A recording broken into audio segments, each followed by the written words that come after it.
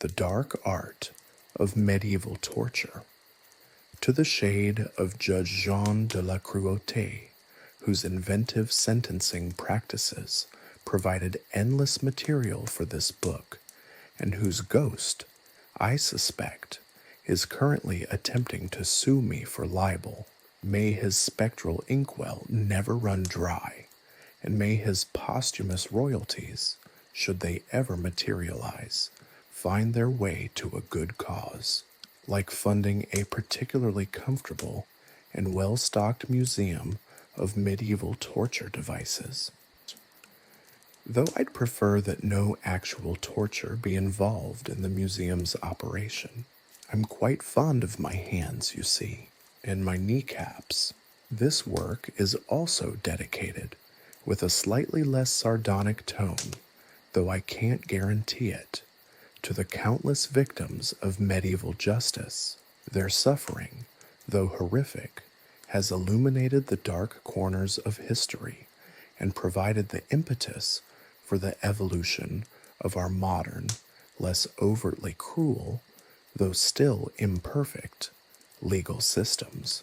Let their stories serve as a cautionary tale, a reminder of the fragility of justice and the ever-present risk of human cruelty, even, perhaps especially, when cloaked in the mantle of righteousness. Furthermore, a heartfelt, if slightly macabre, nod goes to my research assistants, whose dedication to unearthing the most gruesome details of medieval legal practices was matched only by their impressive capacity for gallows humor.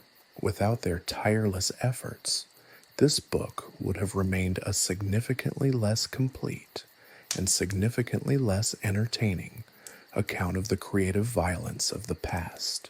I would also like to thank my editor, bless her increasingly tolerant soul, for her patience and unwavering belief in my ability to keep my dark humor from overshadowing the considerable historical content.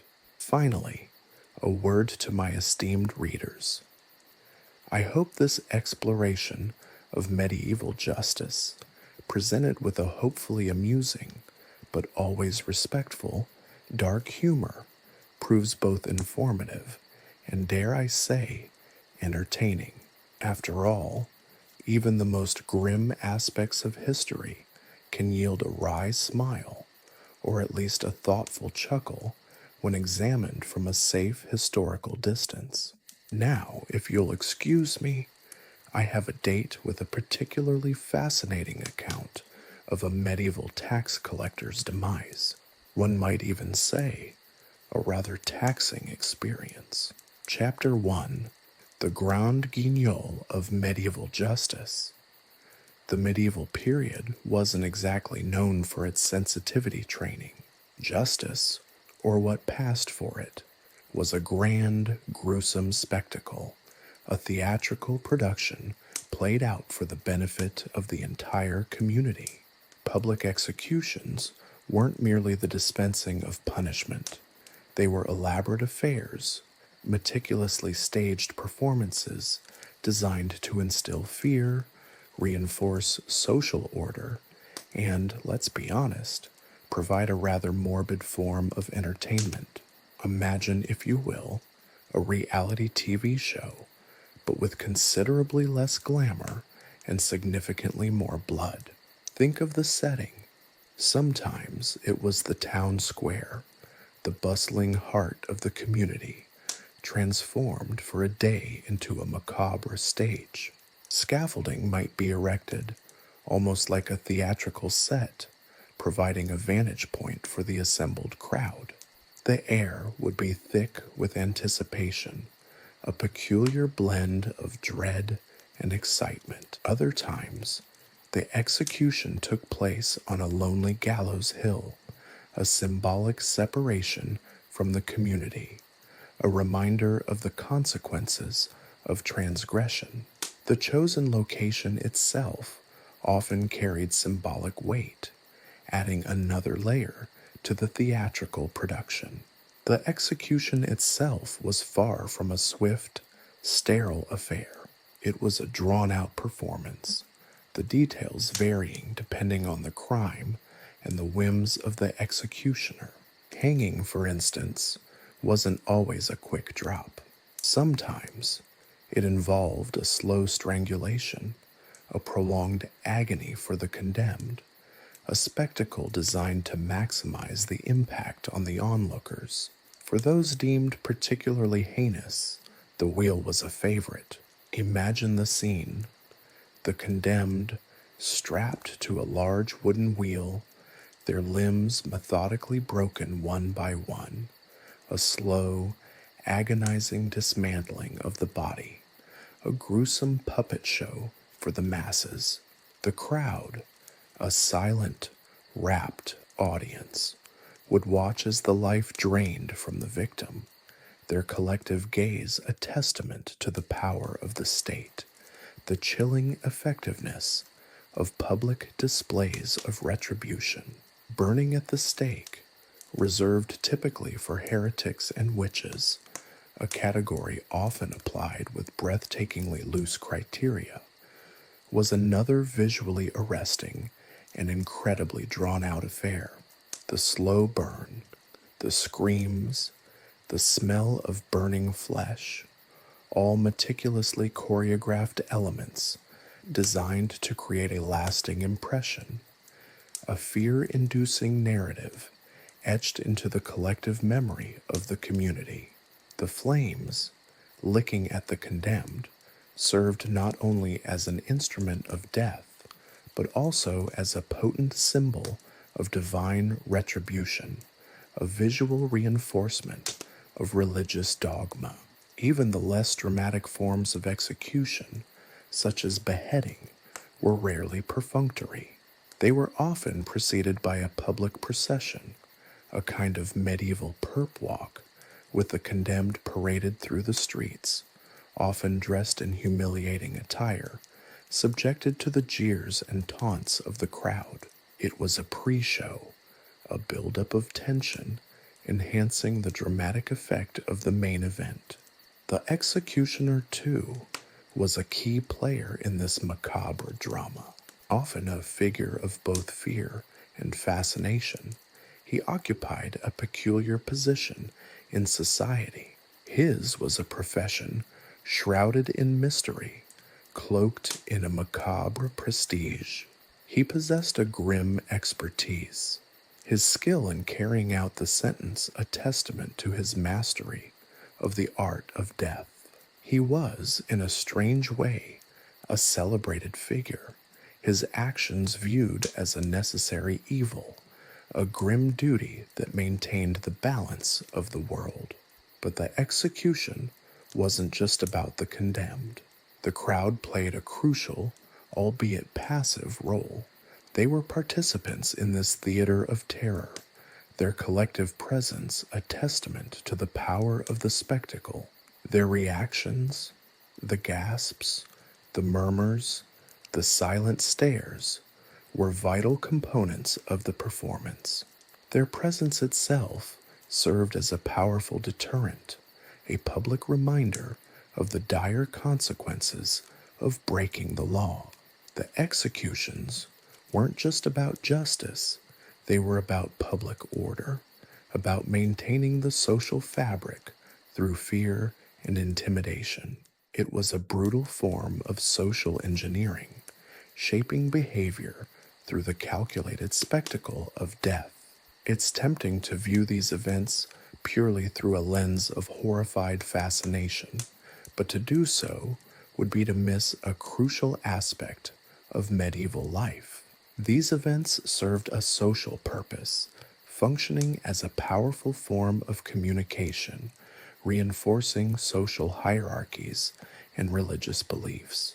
They were, in effect, public service announcements, albeit ones delivered with an almost unparalleled level of brutality. The graphic nature of the event served to deter crime, instilling fear and respect for authority. The public nature ensured that the message reached everyone, regardless of literacy levels. Think about modern media spectacles, the 24-hour news cycle, the reality TV shows, the sensationalized crime documentaries. While the methods differ drastically, the underlying principle remains similar. We are drawn to these spectacles, captivated by the drama, by the human stories unfolding before our eyes. These forms of media serve to shape public opinion, to reinforce certain narratives and values, albeit in a more subtle and controlled manner.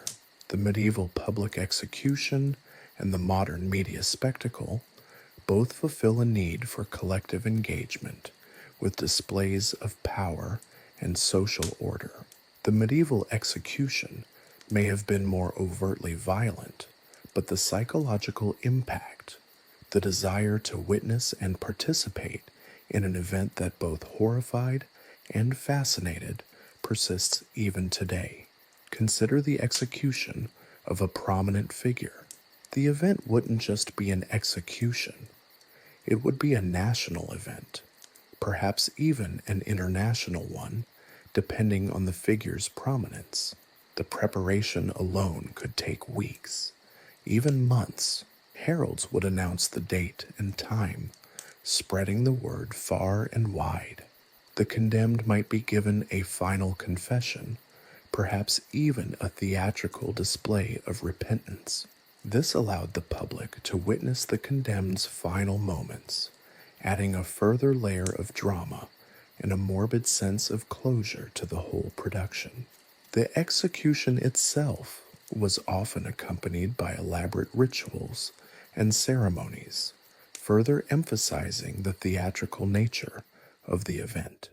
The aftermath of the execution was just as significant. The body might be displayed for days, a grim reminder of the consequences of defiance. This served as a further deterrent, reinforcing the message delivered during the execution.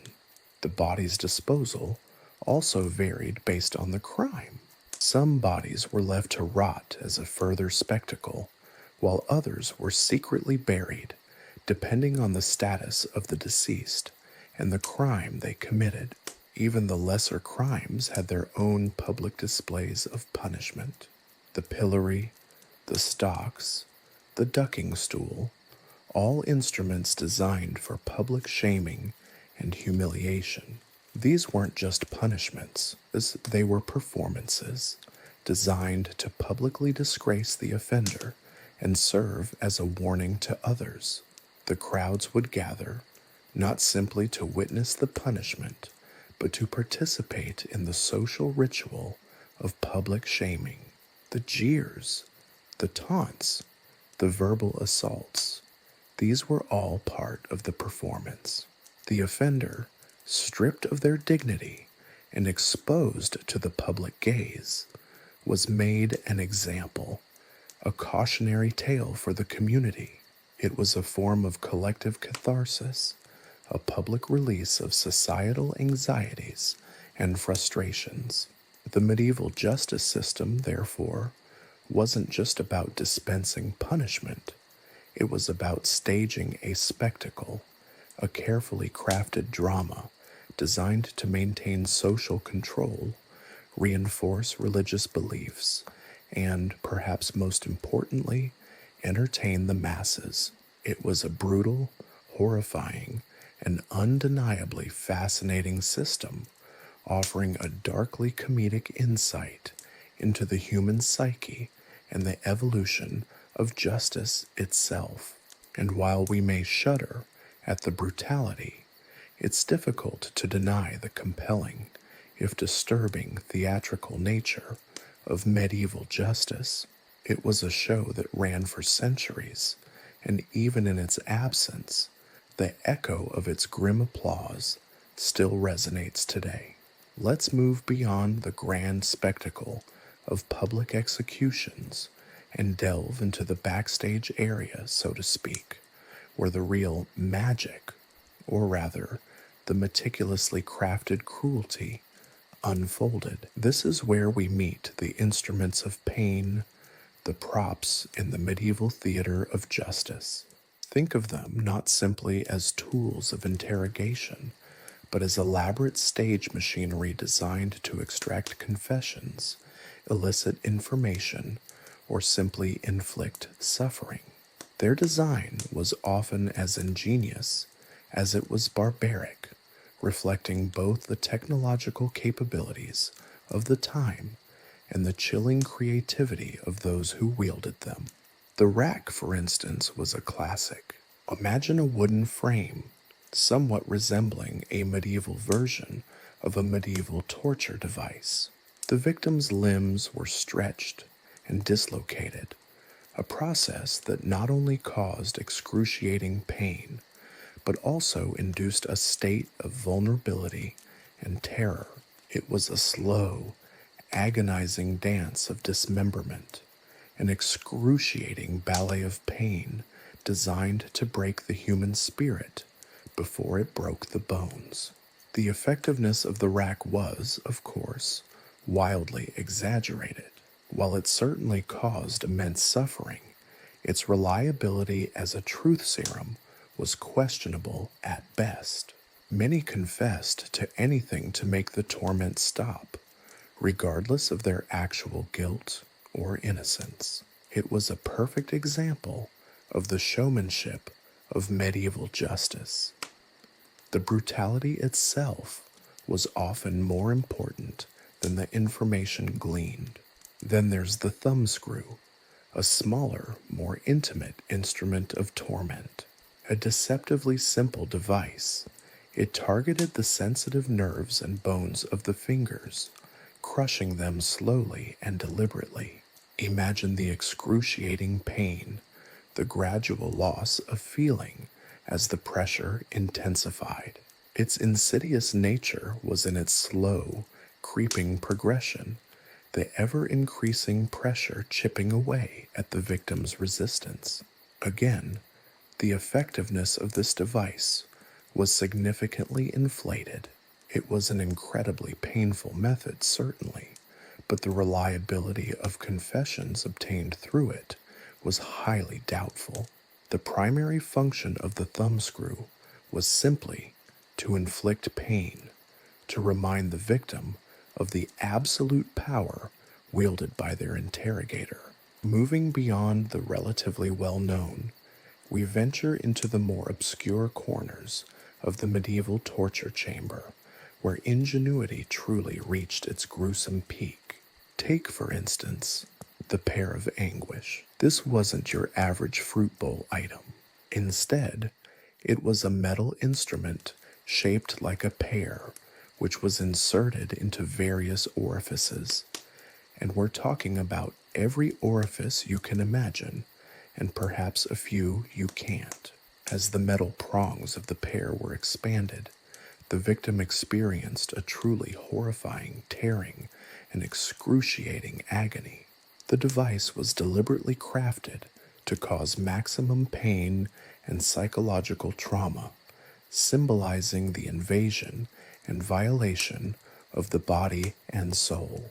It was a particularly cruel and unusual punishment, reflecting the darkest corners of medieval justice.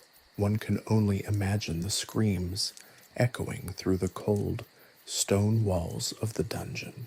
The Iron Maiden, that chilling figure of pop cultural folklore, was another noteworthy device. Although its actual historical use is widely debated, with many historians believing it to be more of a medieval urban legend than a widely used tool, its symbolic power remained potent. Picture this: a hollow iron statue of a woman, the inside lined with sharp spikes. The victim was enclosed within the statue, the spikes piercing their flesh as the door was slammed shut. The image itself is enough to send shivers down the spine, a terrifying representation of both the physical and psychological brutality of the era. Even if the stories of its widespread use are exaggerated, The very idea of such a device stands as a chilling testament to the dark imagination of medieval minds. Consider the Judas cradle, a pyramid-shaped seat with a pointed top designed to slowly and excruciatingly crush the victim's genitals. One could argue that it's more of a cruel joke than a serious instrument of justice, but its existence underscores the casual barbarity of the age. The sheer sadism, evident in its design, speaks volumes about the mindset of those in power. It was a pointed reminder, quite literally, of the imbalance of power. Such devices were designed not just to extract information, but to systematically degrade and dehumanize their victims, both physically and mentally. The witch's chair, while not exactly an instrument of physical torture in the same vein as the rack, was equally insidious. It was designed for prolonged confinement, the victim often subjected to starvation, dehydration, and constant exposure to the elements. The aim was not necessarily to obtain a confession, but to break the victim's will and induce a state of profound vulnerability. This was part of the larger narrative of witch hunts, a theatrical display of authority and religious zeal, and the chair was merely one element in a wider campaign of psychological torment. The branding iron was a simple instrument, yet its brutality was undeniable.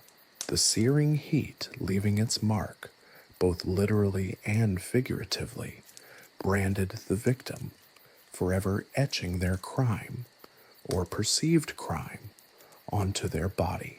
It was a public and permanent form of shaming and punishment, a visual reminder of the transgression and the consequences. The branding iron was not used just for criminal purposes. It served also to mark criminals, slaves, or even animals. It was a permanent stain on one's identity, quite literally. And finally, let's not forget the more subtle but equally effective tools of torture. Sleep deprivation, sensory deprivation, and prolonged psychological torment were just as effective, if not more so, in breaking the human spirit. The constant pressure, the lack of rest, the psychological manipulation, these could be even more devastating than physical pain, often leading to false confessions and complete mental breakdowns. These instruments of pain weren't merely tools, they were symbols, symbols of power, of control, of the absolute authority wielded by those who administered justice, or rather, punishment.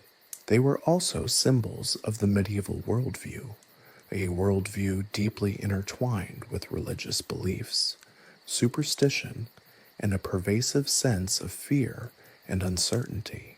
The gruesome artistry of these instruments reflects the morbid imagination of the era, the profound capacity for both ingenuity and cruelty found within the human heart.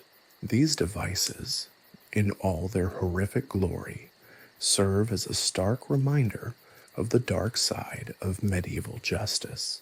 They are a testament to the brutality of the era, but also a grim reflection of our own enduring fascination with the macabre.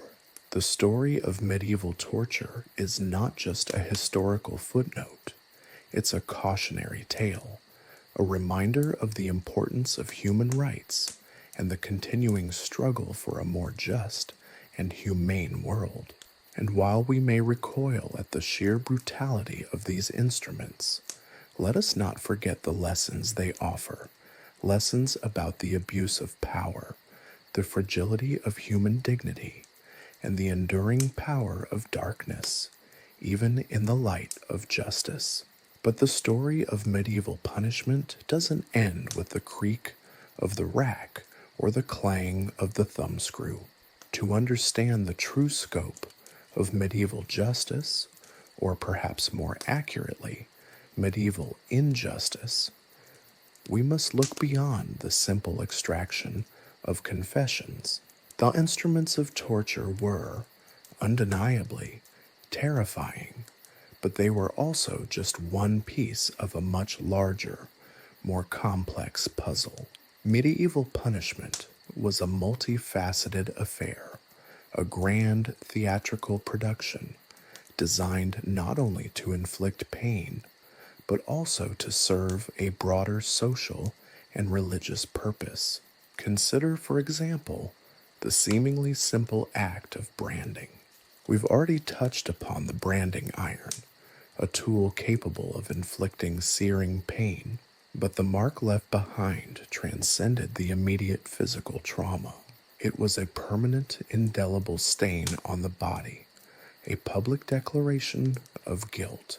The brand served as a constant reminder of the transgression, a living testament to the power of the law, or more accurately, the power of those who wielded it. It was social control made manifest, a visible symbol of societal rejection and ostracization. The branded individual became a walking warning, a cautionary tale etched onto their flesh for all to see.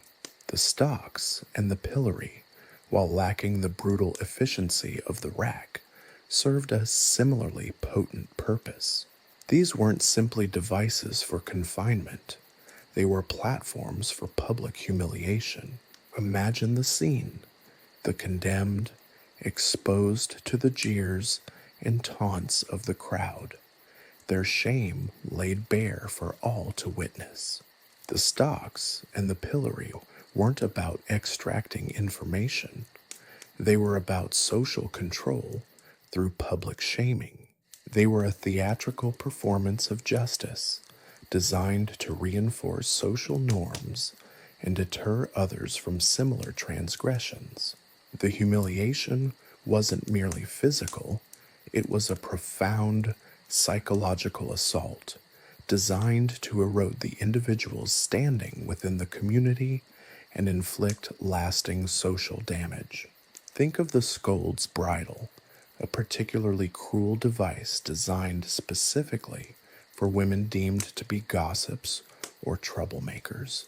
This metal contraption, fitted over the head, included a gag that prevented speech and often featured sharp protrusions that scraped the wearer's skin.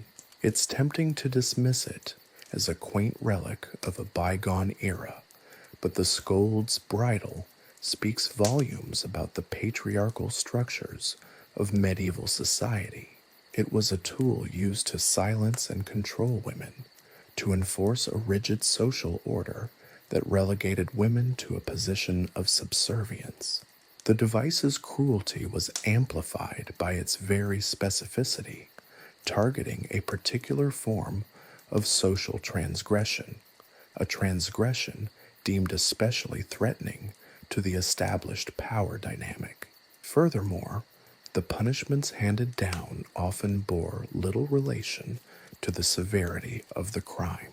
A minor theft might be met with a brutal flogging, while a more serious offense might receive a surprisingly lenient sentence. The choice dictated less by any coherent legal system and more by the whims of the judge, the influence of powerful figures, or the prevailing social climate. Inconsistency was the hallmark of medieval justice, highlighting the arbitrary and capricious nature of the system. Justice, it seemed, was a fickle mistress, dispensing her favors with a generous sprinkling of randomness and a healthy dose of cruelty. The religious dimensions of medieval punishment cannot be ignored. Many punishments were informed by religious beliefs and superstitions, reflecting the pervasive influence of the church. The burning of witches, for instance, was not merely an act of violence. It was a ritualistic purging of evil, a public demonstration of faith and piety. The spectacle of the burning at the stake was intended to serve as a cautionary tale, a warning against heresy and the temptations of the devil. The flames became a purifying agent, a cleansing fire that consumed both body and soul. The event wasn't simply about eliminating the individual, it was about reaffirming the community's commitment to its religious beliefs and social order. Even seemingly secular punishments often carried religious undertones. The public nature of many punishments, the executions, the floggings, the branding, was not simply a means of deterrence. It was also a public affirmation of God's justice, a spectacle that reinforced the divine order and the community's adherence to its dictates. The punishment itself became a sacred ritual, a symbolic act that transcended the purely secular concerns of crime and retribution. The societal impact of these punishments was profound. The constant threat of brutal punishment served as a powerful tool of social control, maintaining order in a world characterized by violence and uncertainty. Fear was the ruling emotion, a pervasive atmosphere that permeated all levels of society. People lived in a perpetual state of anxiety, always aware of the potential consequences of their actions, ever mindful of the long arm of a capricious and often brutal justice system. The social order was maintained through intimidation, a carefully constructed climate of fear designed to ensure compliance. The system, though barbaric, was effective. Furthermore, the very spectacle of medieval punishment served to reinforce the power structures of the time. The elaborate displays of violence, the public executions, the gruesome instruments of torture, these were all affirmations of the power of those in authority. They demonstrated the absolute control wielded by the ruling class, reminding everyone of their subordinate position. The system wasn't just about justice, it was about power, about maintaining the existing social hierarchy through fear and intimidation. The medieval period, then, wasn't just an era of brutality, it was an era of theatrical brutality. Punishment wasn't a simple matter of dispensing justice. It was a complex social, religious, and political performance designed to reinforce power structures, maintain social order, and express the dominant worldview of the time. The instruments of torture weren't simply tools. They were props in a grand, gruesome play, a spectacle designed to both terrorize and control the populace. Understanding this theatrical element is crucial to appreciating the full scope and complexity of medieval justice, or perhaps more fittingly, the medieval lack thereof. The enduring fascination with this era's grim theatrics stems not just from its brutality, but also from the unsettling recognition of how effectively fear and public spectacle could, and still can, be employed to control populations. The medieval past serves as a darkly comedic reminder of human nature's capacity for both cruelty and the enduring allure of a good show, even when the show is a tragic and horrifying one. The echoes of that grim theater still resonate today, a chilling reminder of the importance of upholding human rights and the ceaseless struggle for a just and humane world. But the truly unsettling aspect of medieval justice wasn't always the grand spectacle of the rack or the wheel. Often, the most chilling aspects lay in the disproportionate punishments meted out for seemingly trivial offenses. These weren't the dramatic displays designed to terrorize the masses. They were the everyday injustices, the petty cruelties that spoke volumes about the anxieties and prejudices simmering beneath the surface of medieval society. Take, for instance, the case of the gossiping wife, the nagging neighbor, the woman whose tongue proved more dangerous than any sword. For them, the medieval justice system had a particularly chilling invention: the scold's bridle. This wasn't some elegant piece of jewelry. It was a terrifying metal contraption designed to silence and humiliate. Imagine a cage of iron clamped onto the head, a rigid muzzle preventing any utterance. Often, sharp spikes protruded from the bridle, digging into the skin, a constant reminder of the wearer's transgression. The condemned woman, her face hidden, her voice stifled, was then paraded through the town, a spectacle of public shame. The scold's bridle wasn't about extracting confessions. It was about social control, about silencing dissent, particularly from those deemed socially undesirable. Women, it was a stark reminder of the patriarchal structures of the time, a brutal instrument enforcing conformity and subjugation. The irony, of course, is that the very act of being forced to wear the bridle often resulted in far more gossip than the initial crime ever generated.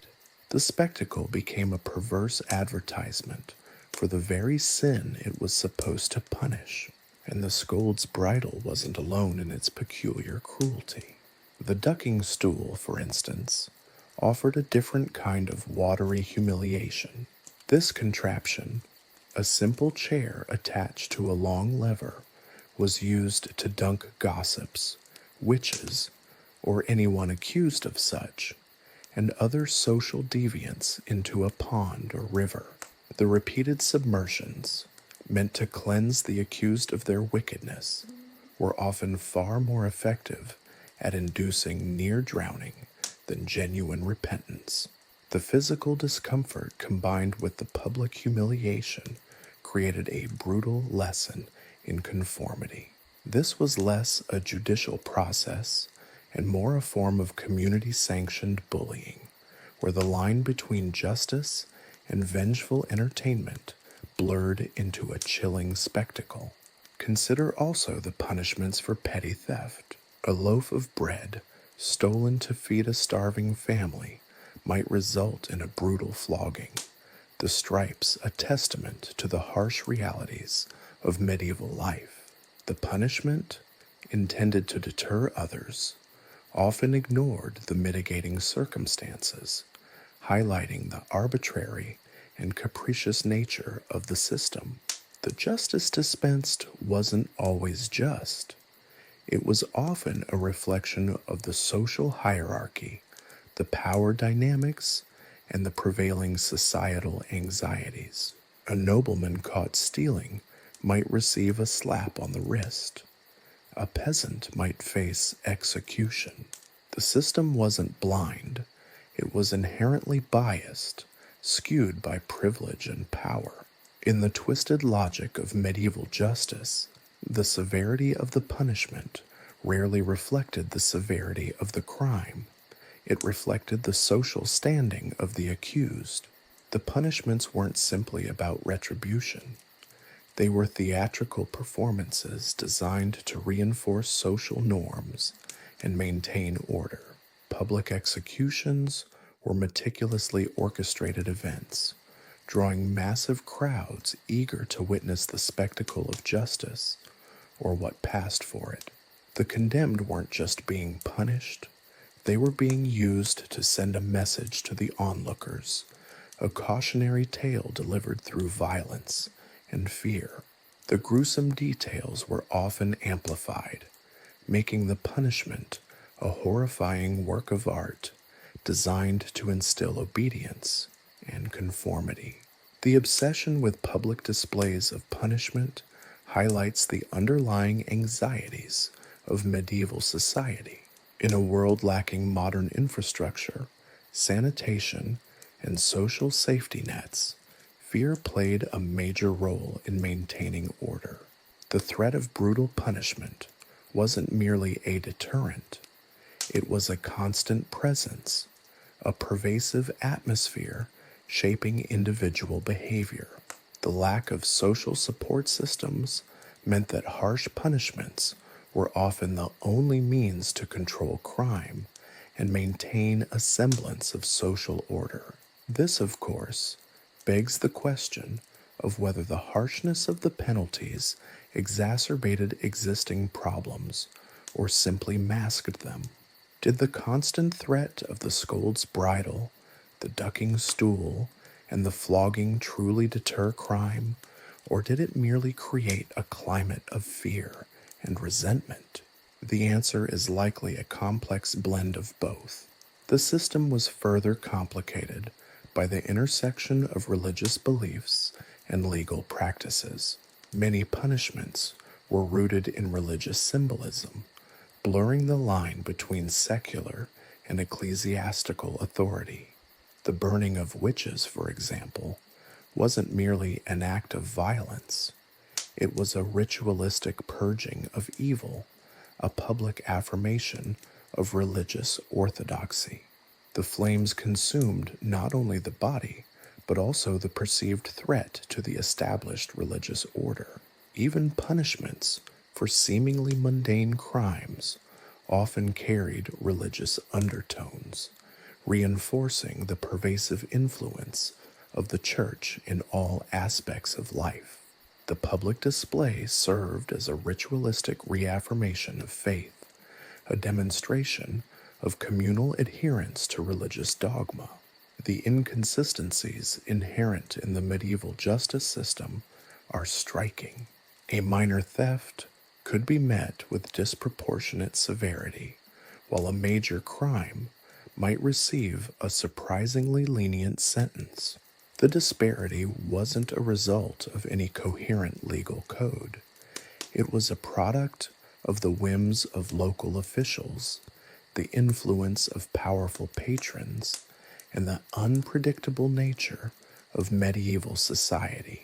Justice, it seems, was a subjective and often capricious force, dispensed with a haphazard mix of brutality and leniency.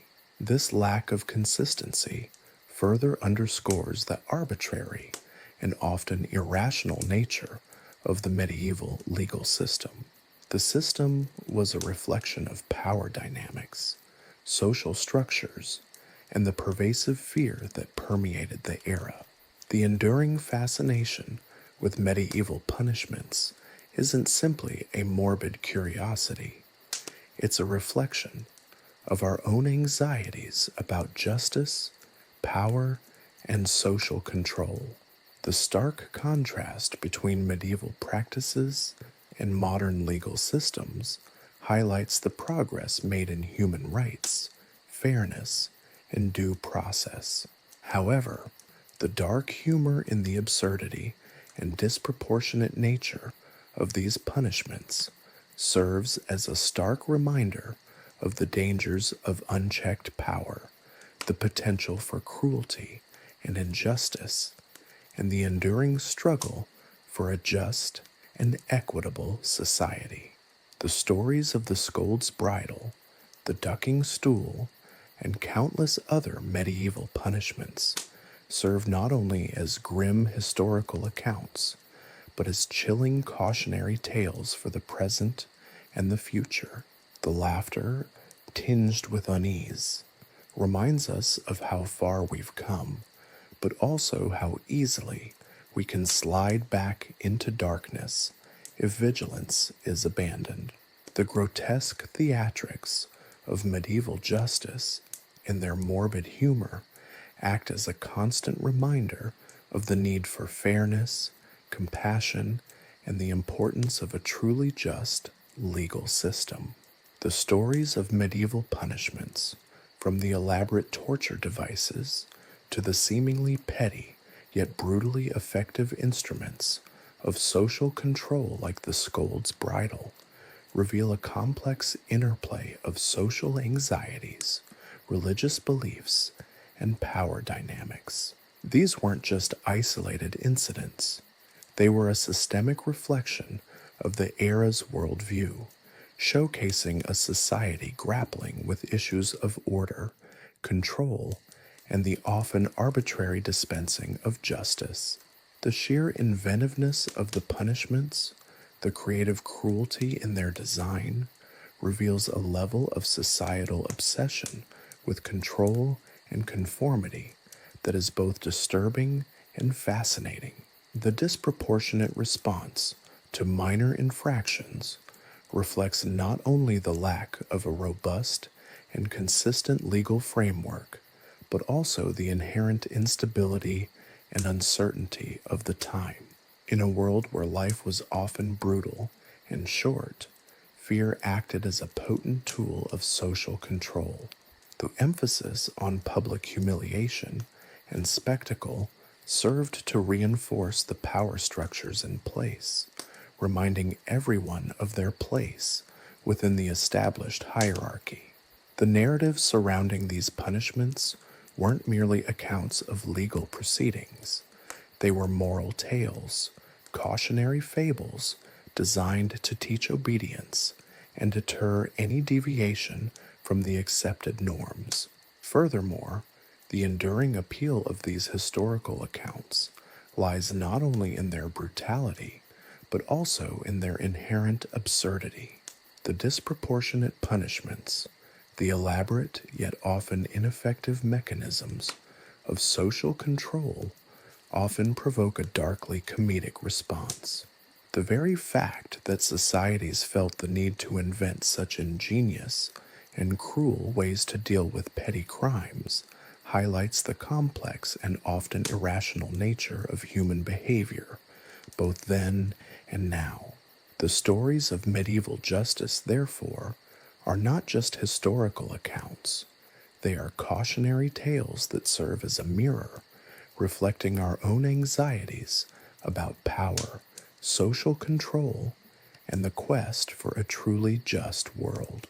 The grotesque humor in the disproportionate responses to minor offenses offers a unique lens through which we can examine the evolution of legal systems, the persistent human need to control and conform, and the ongoing struggle for fairness and equality.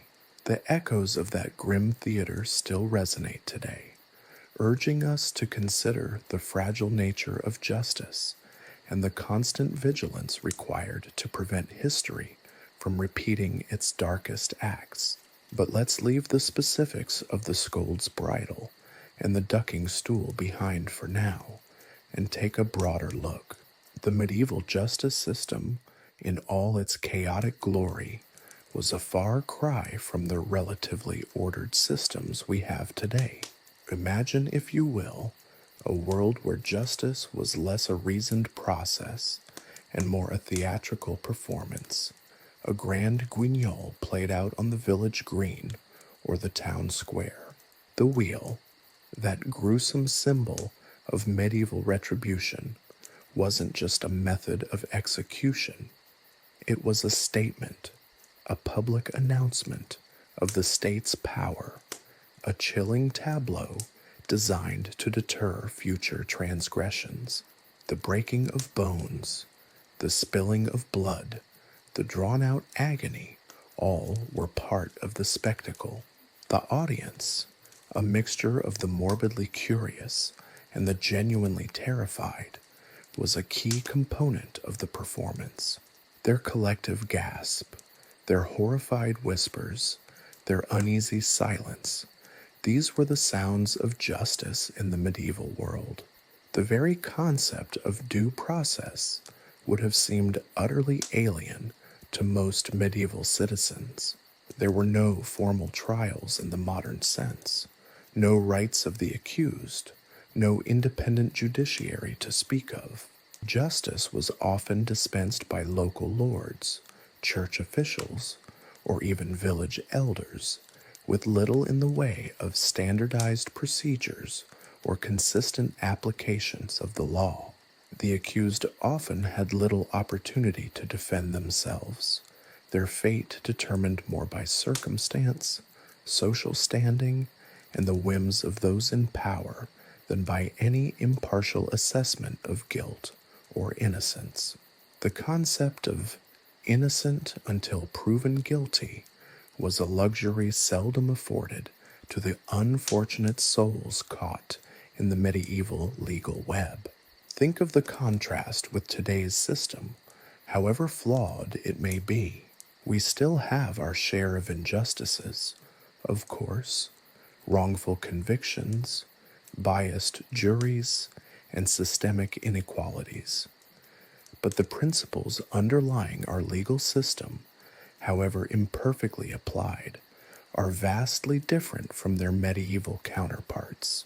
The notion of a fair trial, the right to legal representation, the presumption of innocence, these are cornerstones of modern justice that would have been laughable absurdities in the Middle Ages.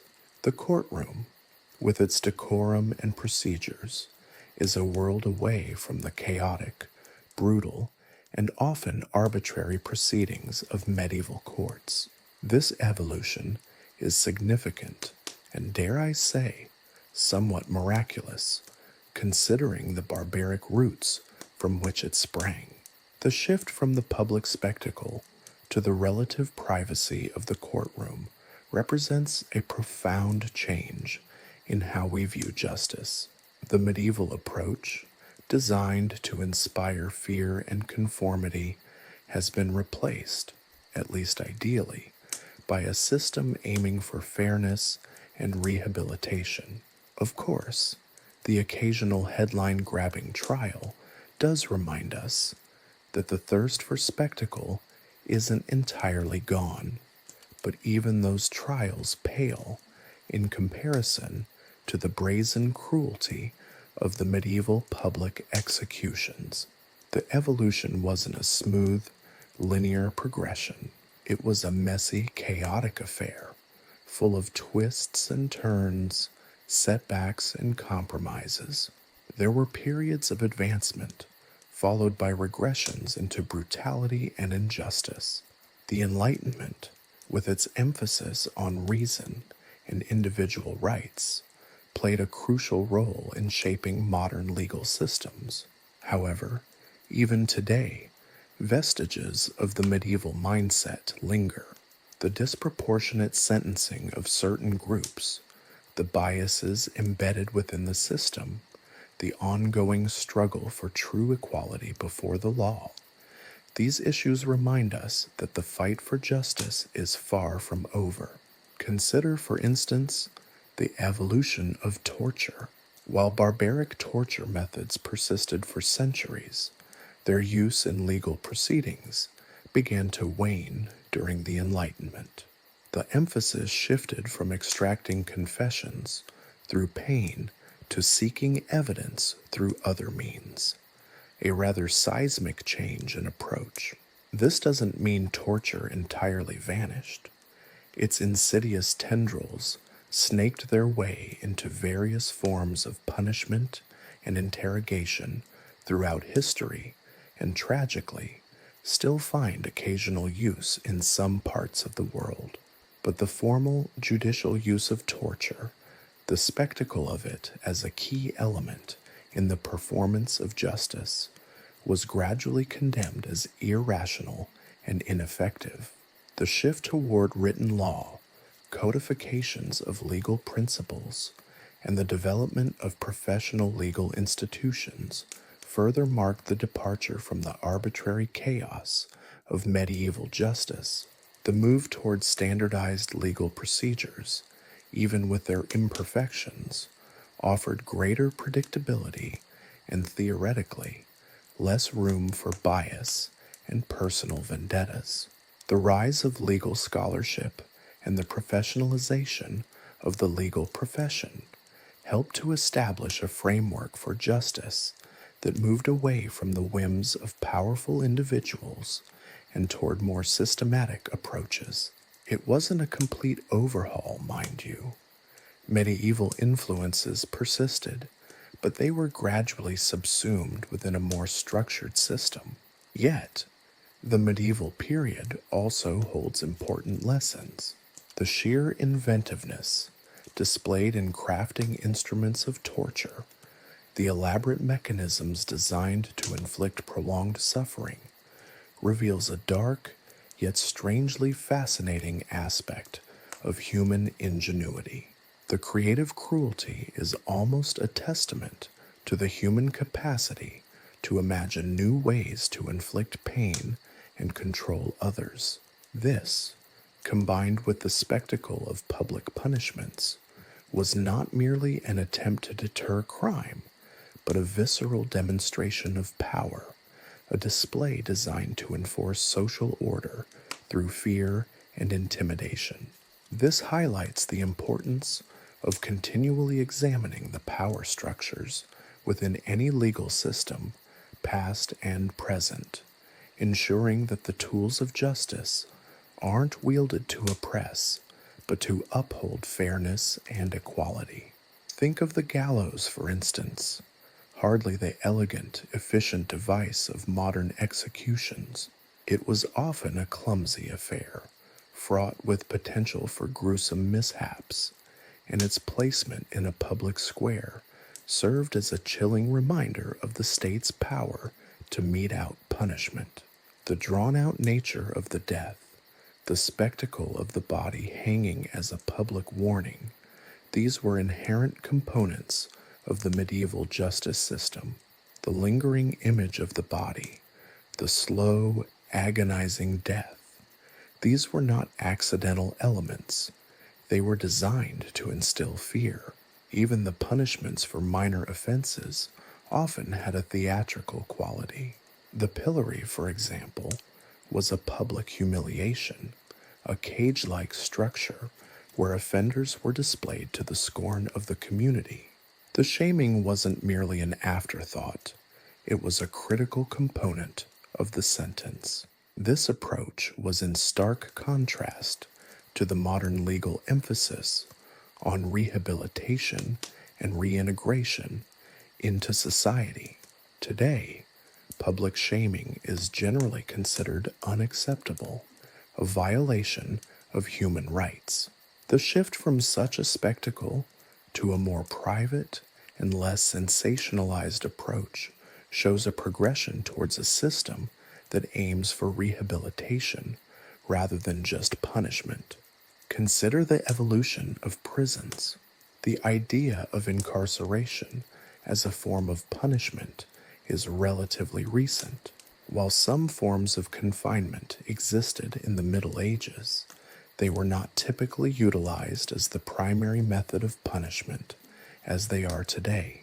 Prisons, as we know them, are products of modern legal thought, an attempt at rehabilitation, confinement, and deterring future crimes through removing the offender from society. Medieval forms of confinement often served less as a planned form of punishment and more as a holding cell until the punishment was meted out. The evolution of justice from the medieval wheel to the modern courtroom has been long and arduous, marked by both horrific cruelty and astonishing progress.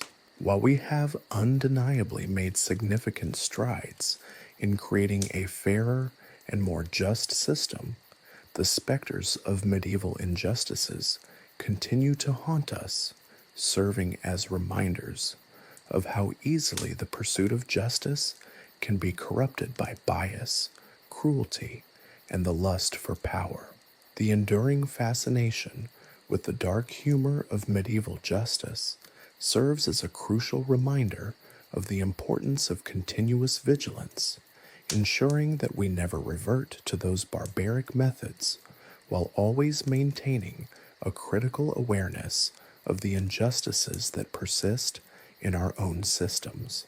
The path to true justice is a journey, not a destination, and the lessons of the past remain essential for navigating the complexities of the present and securing a better future. Chapter 2: The Witch's Chair and Other Atrocities. The transition from the relatively straightforward, though still brutal, methods of dealing with petty criminals to the terrifying world of witch hunts represents a fascinating, if horrifying, shift in the medieval legal landscape. Suddenly, the focus wasn't simply on punishing readily identifiable crimes, but on rooting out unseen, insidious evils. The witch hunt wasn't merely a legal process, it was a social phenomenon, a collective expression of fear, suspicion, and the desperate need to explain the inexplicable. It tapped into deeply ingrained beliefs about the power of the supernatural and the pervasive vulnerability of ordinary people to unseen forces. Think of it as a particularly nasty episode of reality TV, only with far more permanent consequences. The accusations themselves were often bizarre and contradictory. A bad harvest, a cow dropping dead, an unexplained illness. These everyday misfortunes were routinely attributed to the malevolent workings of witches. The accusers, often driven by personal grudges, religious fervor, or a simple desire for attention, would weave elaborate tales of demonic pacts, midnight Sabbaths, and the brewing of potent poisons, accusations that were difficult, if not impossible, to disprove. The legal system, already predisposed towards arbitrary justice, provided little in the way of protection for the accused. The evidence used in these trials was often based on flimsy testimonials, confessions extracted under duress, or even the testimony of children known to be suggestible and prone to exaggeration. The lack of due process, the absence of any meaningful defense, and the inherent bias against the accused, largely women, marginalized, and vulnerable members of society, made a fair trial virtually impossible. The medieval legal system, far from seeking truth, actively sought to validate existing prejudices and anxieties. One might almost feel a morbid sense of fascination watching this grotesque spectacle if it weren't for the horrific human cost. The witch's chair, a particularly gruesome instrument of torture, offers a chilling example of this inventiveness and cruelty. Imagine a sturdy wooden chair, its seat studded with sharp spikes. The accused, often stripped naked and tied to the chair, would be subjected to hours, even days, of excruciating pain. The spikes, strategically placed, would dig into sensitive areas, causing unbearable agony. The goal wasn't necessarily to obtain a confession, but to break the will of the accused, to force a submission that would satisfy the bloodlust of the audience and the legal authorities. This wasn't about justice. It was about public spectacle, a display of power, and the cathartic release of communal anxieties. The chair wasn't merely a tool of torture. It was a symbol, a physical manifestation of the community's terror and its desire to exert control over forces beyond its understanding. And the witch's chair was by no means the only instrument of torture used in these hunts.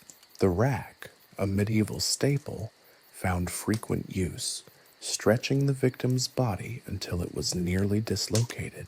Other instruments, designed with a perverse ingenuity, were equally effective in extracting confessions or simply inflicting pain. Waterboarding, for example, involved submerging the accused in water until the point of near drowning, a process designed to induce a terrifying sense of helplessness and elicit a false confession. It was a far cry from the modern conception of justice, a brutal and senseless display of power, far more concerned with confirming existing prejudices than finding the truth. The punishments meted out to those found guilty, or rather those deemed guilty, were as varied as they were gruesome.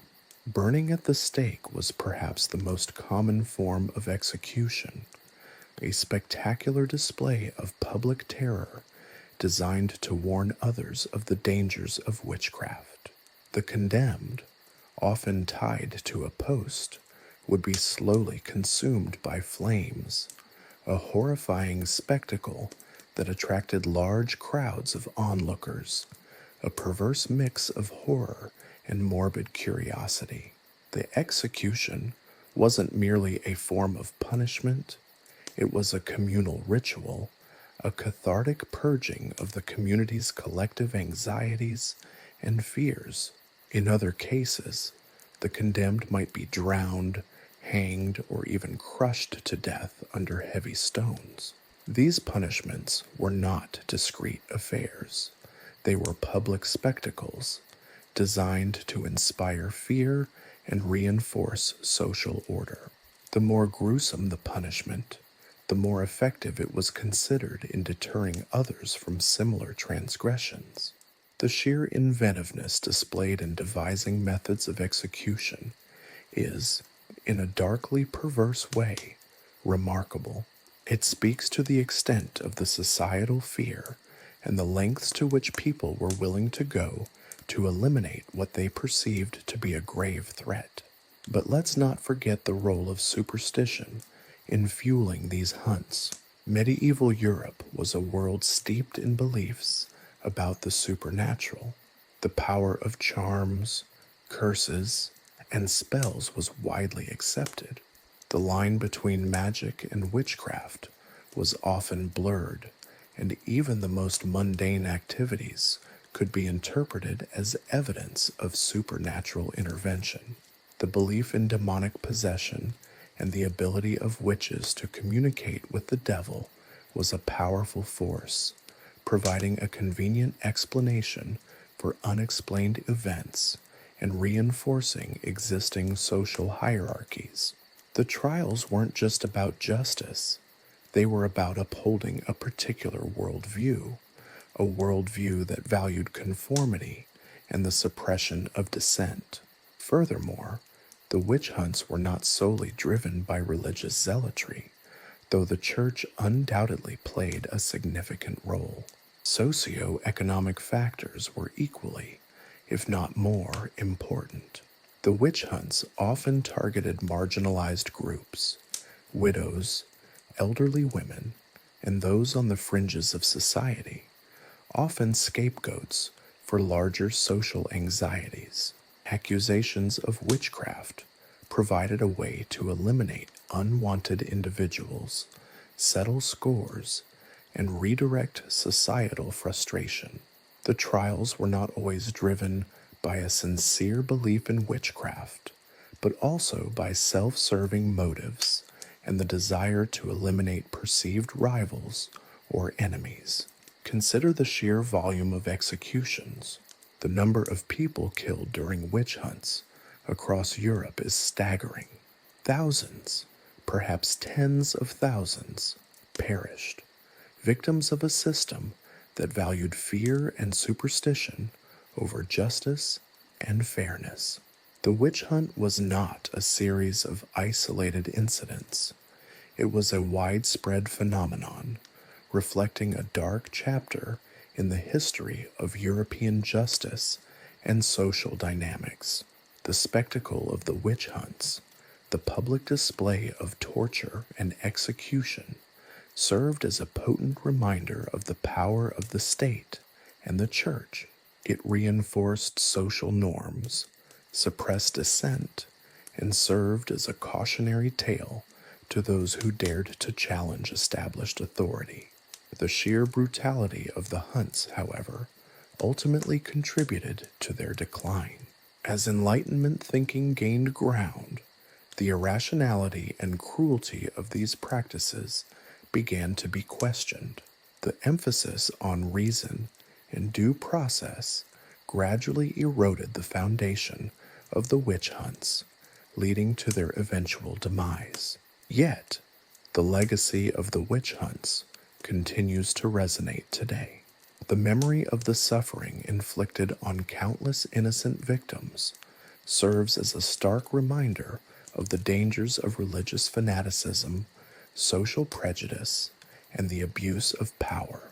The witch hunts highlight the importance of critical thinking, the need for due process, and the constant vigilance required to ensure that fear and superstition do not triumph over justice and reason. The dark humor we employ in examining these events is not intended to trivialize the suffering, but rather to provide a lens through which we can grapple with the grim reality and learn from the mistakes of the past.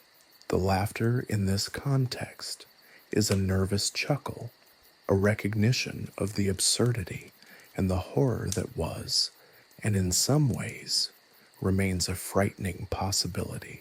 The transition from the witch hunts to the persecution of religious heretics represents a subtle yet significant shift in the medieval theater of cruelty. While witchcraft accusations often targeted the marginalized, heresy accusations could ensnare anyone, regardless of social standing, who dared to deviate from the officially sanctioned doctrines of the Church. This made the suppression of heresy a far more complex and widespread undertaking, one that required a more sophisticated and arguably more chilling approach to control and punishment.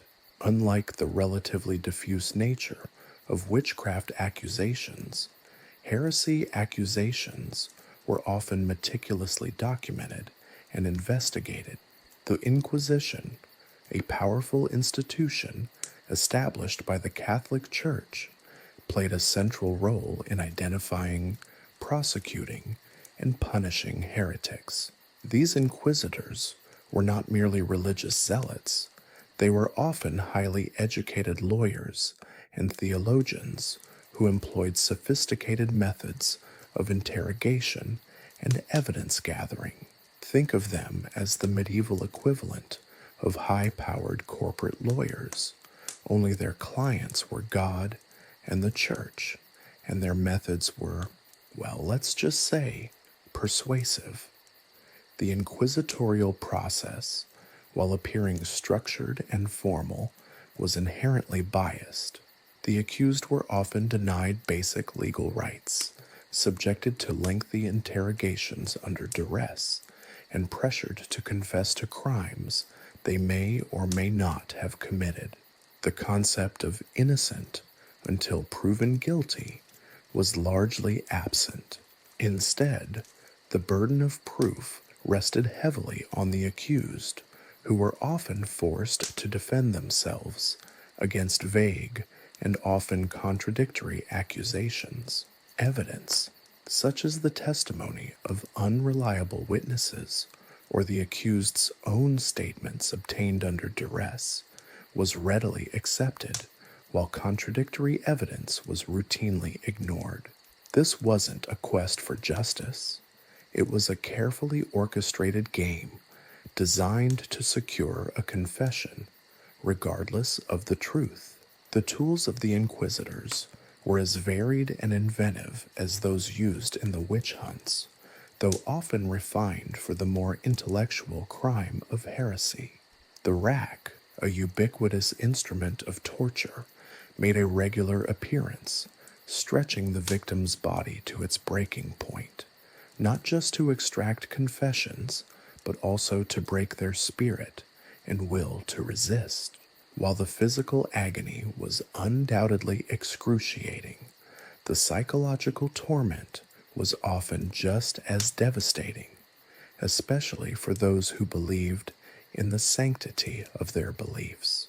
The idea that their faith could be seen as an instrument of torture adds another level of horror to the scenario. But the inquisitors weren't limited to brute force. They also employed subtler, more insidious forms of psychological manipulation.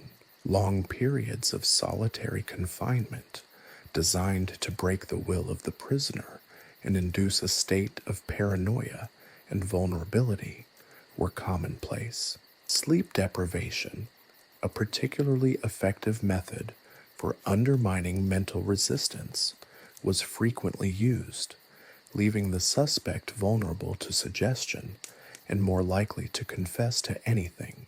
The ultimate aim wasn't just to extract a confession, but to destroy the individual's identity, their sense of self, their very belief in themselves. Confession wasn't just the ultimate goal, it was a performance, a public demonstration of the supremacy of church doctrine and the futility of resistance. The punishments meted out to convicted heretics varied, depending on the severity of the offense and the whim of the inquisitors. Burning at the stake, a visually spectacular and utterly terrifying form of execution, was reserved for the most egregious offenses. The spectacle of the burning provided a chilling reminder to others, a public display of the church's power and the consequences of dissent. The pyre was a stage, a platform where the flames played out the church's power over life and death. It's hard not to feel a morbid curiosity about the reactions of the onlookers, a horrifying blend of terror, morbid fascination, and perhaps a flicker of repressed sympathy. Less spectacular, but equally gruesome, punishments included imprisonment, flogging, and various other forms of physical torment. These penalties were designed not only to punish the individual, but also to serve as a stark warning to others. The public nature of these punishments was crucial, a constant reminder of the church's authority and the dangers of nonconformity. The spectacle of suffering was intended to suppress dissent and enforce conformity, to instill a deep-seated fear in the hearts of those who might dare to question the church's power. One particularly disturbing aspect of heresy prosecutions was the targeting of entire communities.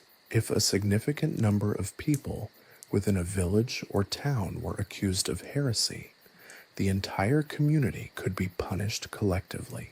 This often involved the destruction of property, the expulsion of residents, or even the complete annihilation of the community. The destruction extended not only to physical entities, but to entire ways of life, beliefs, and social structures, leaving behind a void where once thrived a community of like-minded people. The suppression of heresy, unlike the witch hunts, was often intertwined with political power. The church and secular rulers frequently collaborated to maintain religious unity and suppress dissent. This collaboration allowed the church to extend its reach into the secular realm and enhanced the authority of secular rulers by aligning themselves with the power of the church. It's a cynical but entirely accurate portrayal of the symbiotic relationship between religion and politics during that period. In effect, both entities benefited from the suppression of heresy, one through enhanced religious authority, the other through reinforcing their own power through religious backing. The Inquisition's legacy is a complex and disturbing one. While it effectively enforced religious orthodoxy, it did so at an immense human cost. Countless individuals were wrongly accused, tortured, and executed, victims of a system that prioritized conformity over justice. The sheer scale of the brutality is difficult to even grasp today, and the stories of the victims serve as a grim reminder of the dangers of religious extremism and the abuse of power in the name of faith. The lingering impact of the Inquisition's actions, not just the physical damage, but the long-term consequences on social relations and faith, echoes through history. The methods employed to suppress heresy during the medieval period offer a chilling insight into the workings of the medieval legal and religious systems. The cruelty and the sophistication of the inquisitors' methods demonstrate the lengths to which authorities went to maintain religious conformity, showcasing the devastating consequences of religious intolerance and the abuse of power. It wasn't merely about punishing wrongdoing, it was about performing a brutal spectacle to solidify power and control, a display designed to inspire fear and obedience in equal measure. The laughter in remembering these horrifying events is born out of a necessary dark humor, a macabre attempt to cope with the sheer inhumanity of it all. It is a way to grapple with the monstrous reality of the past, to face the darkness, and hopefully to learn from its mistakes. The lesson learned is not so much about specific torture methods, but about the dangers of unchecked power, religious extremism, and the urgent need for justice in any age. The grim spectacle of medieval justice, as we've seen, rarely offered a level playing field. While the common peasant might find themselves dangling from a gibbet for poaching a rabbit, or enduring the agonizing press for petty theft, the privileged classes often enjoyed a rather different experience with the law. Their wealth, social standing, and connections served as a potent shield against the harsher realities of medieval punishment. Justice, it turned out, was a commodity available in varying degrees of quality, with the most refined vintage reserved for the elite. Consider the case of a nobleman accused of murder, a crime that typically resulted in a gruesome public execution for a commoner. But for the noble, the process might resemble less a trial and more a carefully orchestrated negotiation. His considerable wealth could easily secure the services of the best legal minds available, men who understood the intricacies of feudal law and knew how to exploit loopholes and ambiguities to their advantage. Bribery, sadly, was a well-oiled mechanism within the system. The right amount of gold could grease the wheels of justice to a surprising degree, perhaps leading to a reduced sentence, a complete dismissal of charges, or even the convenient disappearance of inconvenient witnesses. Let's not forget the power of influence. A powerful noble family might sway the local lord, or even a high-ranking church official, to intervene on behalf of one of their own. A simple letter, perhaps with a discreetly placed pouch of coins, could alter the course of an entire legal proceeding. The concept of trial by combat, while often romanticized in fiction, starkly illustrates the inherent biases of medieval justice. This brutal form of legal adjudication pitted the accused against their accuser in a fight to the death. While seemingly egalitarian on the surface, the reality was far more nuanced. A nobleman with access to superior training and equipment possessed an immense advantage over a peasant armed with little more than a rusty pitchfork. The outcome was rarely in doubt, particularly when the nobleman had the added benefit of carefully chosen seconds, or perhaps a conveniently unbiased judge who turned a blind eye to a few well-placed blows. It was, in essence, a legalized form of dueling, a deadly game of chance, rigged in favor of the powerful. Imprisonment, even for the wealthy, was rarely a pleasant experience. However, the quality of confinement varied drastically based on social status. A common criminal might find themselves crammed into a damp, rat-infested cell, barely surviving on meager rations. In contrast, a nobleman accused of a crime might find himself confined in a more comfortable setting, perhaps a private room within the castle itself. This wasn't simply a matter of comfort, it was a tangible demonstration of the differential application of justice. While a commoner languished in squalor, the nobleman might enjoy relative luxury, awaiting a trial or negotiation that would likely result in a more favorable outcome. It was a stark reminder that even confinement could be a class-based privilege. Religious offenses, too, were subject to this skewed application of justice.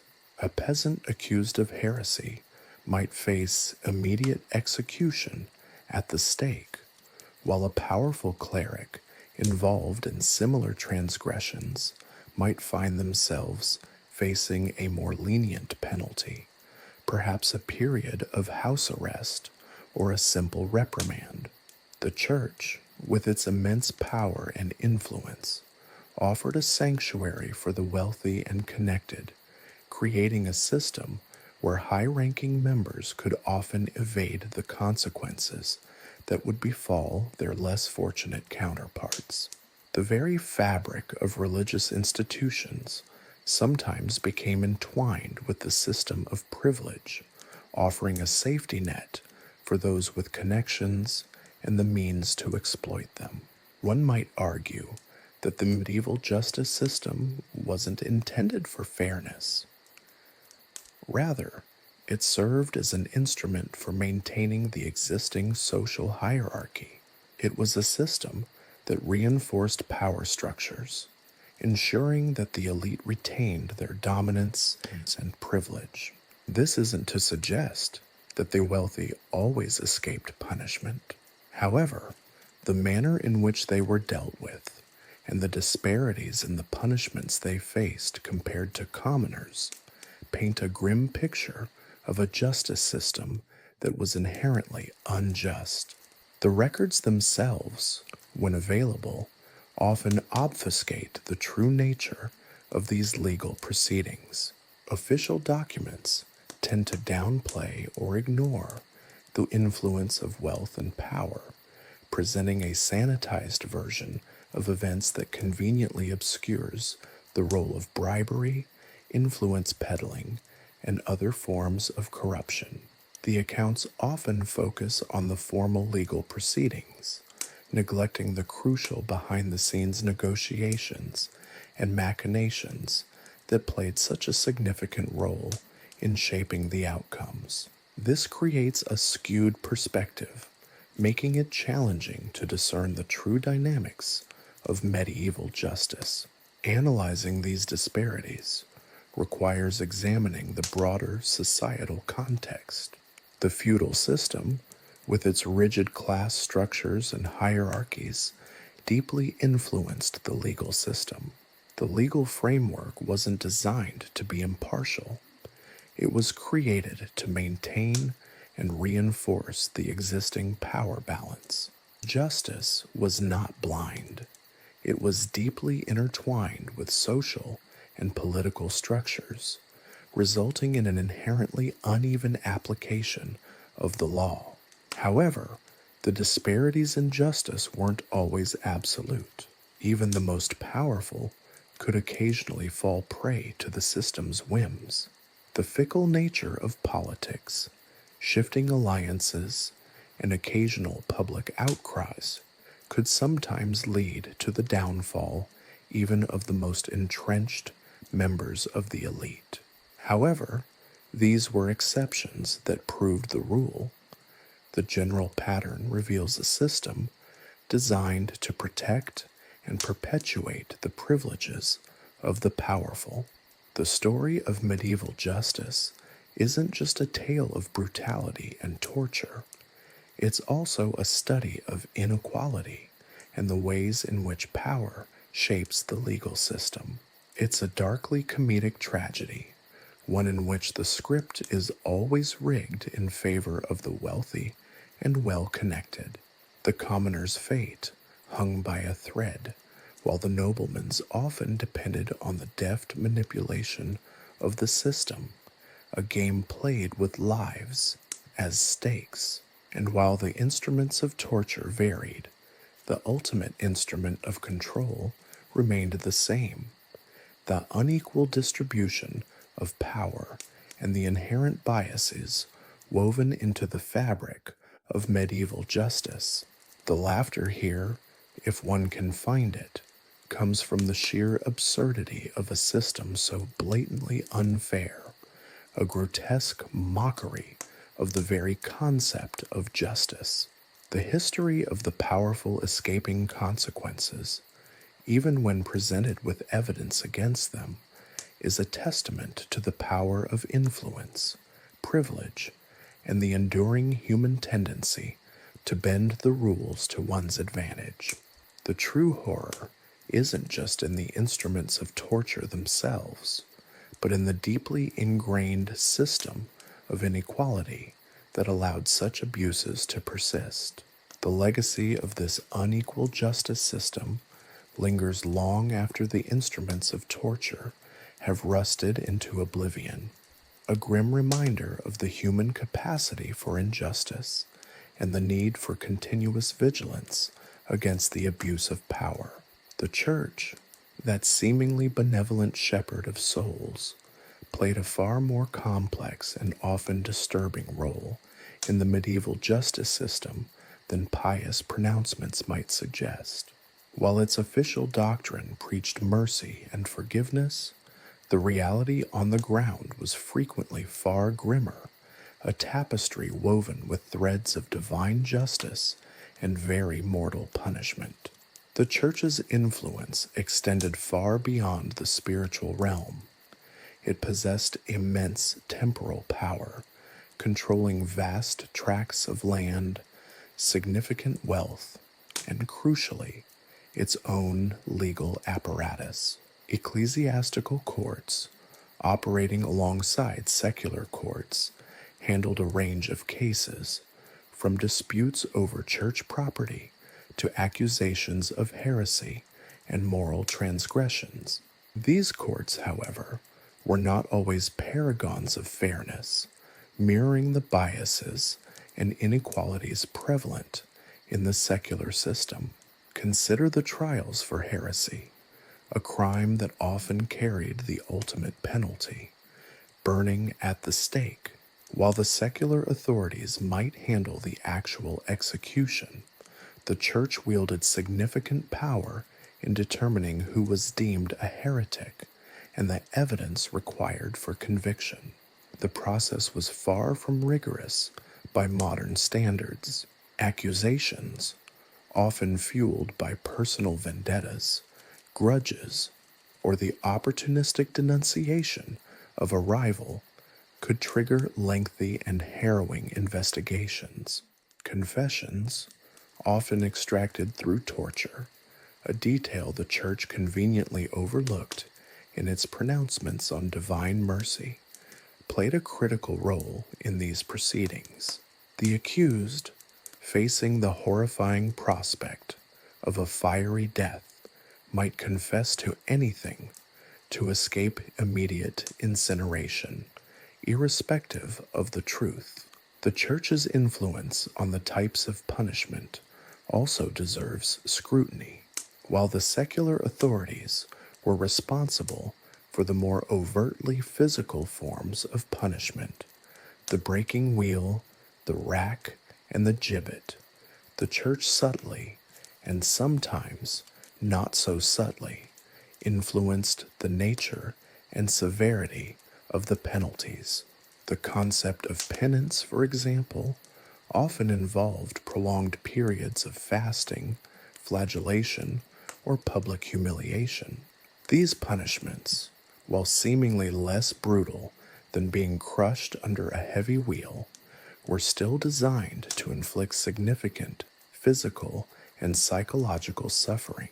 Moreover, the Church's pronouncements on sin and divine retribution provided the theological justification for the often excessive severity of secular punishments. The belief in hellfire and eternal damnation served to reinforce the idea that even the harshest earthly punishment was insufficient to atone for certain transgressions. The sheer hypocrisy of this duality was often breathtaking. While the Church condemned violence and cruelty in principle, its own system of justice frequently involved practices that were brutal and unjust. A wealthy or powerful member of the clergy, accused of a serious crime, might find themselves facing a far more lenient punishment than a peasant accused of a similar offense. This disparity was fueled by the Church's own hierarchical structure, where connections and influence often trumped justice. The protection offered by the Church to its own members further entrenched the inequality inherent in the medieval legal system. The very institutions meant to administer divine justice became instruments for protecting the privileged, creating a grotesque farce of fairness. Ecclesiastical courts also handled cases involving adultery, fornication, and other moral offenses. The punishments for these crimes varied considerably, depending on factors such as the social status of the accused, the severity of the offense, and not insignificantly, the influence and connections of those involved. A peasant woman caught in an adulterous affair might face public shaming, expulsion from her community, or even physical punishment. However, a noblewoman caught in a similar situation might face a far less severe penalty, perhaps a fine or a period of confinement in a relatively comfortable setting. The double standards were glaring, a stark reminder that divine justice frequently yielded to worldly power and influence. The Church's role extended beyond the courtroom. It played a significant role in shaping public attitudes towards crime and punishment. Sermons and religious texts frequently emphasized the importance of obedience to authority and the consequences of disobedience. These messages, while intended to promote order and piety, also reinforced the legitimacy of the often brutal methods used to maintain social control.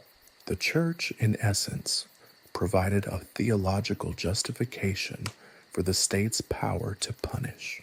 This complicity, however unintentional, helped to normalize the excesses of the medieval justice system. It is crucial to avoid romanticizing the Church's role in this era. While some within the Church advocated for mercy and reform, the institution as a whole was deeply embedded in the existing power structures. The Church's influence often served to reinforce, rather than challenge, the inequalities and injustices that characterized medieval society. It's a darkly humorous irony that an institution dedicated to forgiveness and redemption played such a significant role in perpetuating a system of punishment that often lacked both. Moreover, the Church's vast network of monasteries and convents provided sanctuary, not always for the repentant, but often for the powerful seeking to escape the consequences of their actions. These havens of piety could become havens for those seeking refuge from secular justice, highlighting the blurred lines between religious devotion and strategic advantage. The legacy of the Church's involvement in medieval justice remains complex and controversial. While some religious figures championed more humane approaches to punishment, The overall impact of the church on the medieval legal system was intertwined with the prevailing power dynamics of the era. The church's influence reinforced the existing inequalities, shaped public perceptions of justice, and, in some cases, directly facilitated the implementation of brutal punishments. The stark contrast between the church's professed ideals and its actual practices serves as a potent reminder of the enduring tension between religious doctrine and the realities of human power. The intertwining of religious and secular authority created a system of justice that was often arbitrary and capricious. The lack of clear legal codes, combined with the influence of wealth, status, and the ever-present threat of religious condemnation, resulted in a legal landscape where fairness was a rare commodity. The church's role in this context wasn't merely a passive one. It actively participated in shaping this deeply flawed system, making it difficult to separate the church's actions from the broader tapestry of medieval cruelty. It's a story riddled with ironic contradictions, a darkly comedic narrative of an institution preaching mercy while contributing to a system of often excessive and unjust punishment.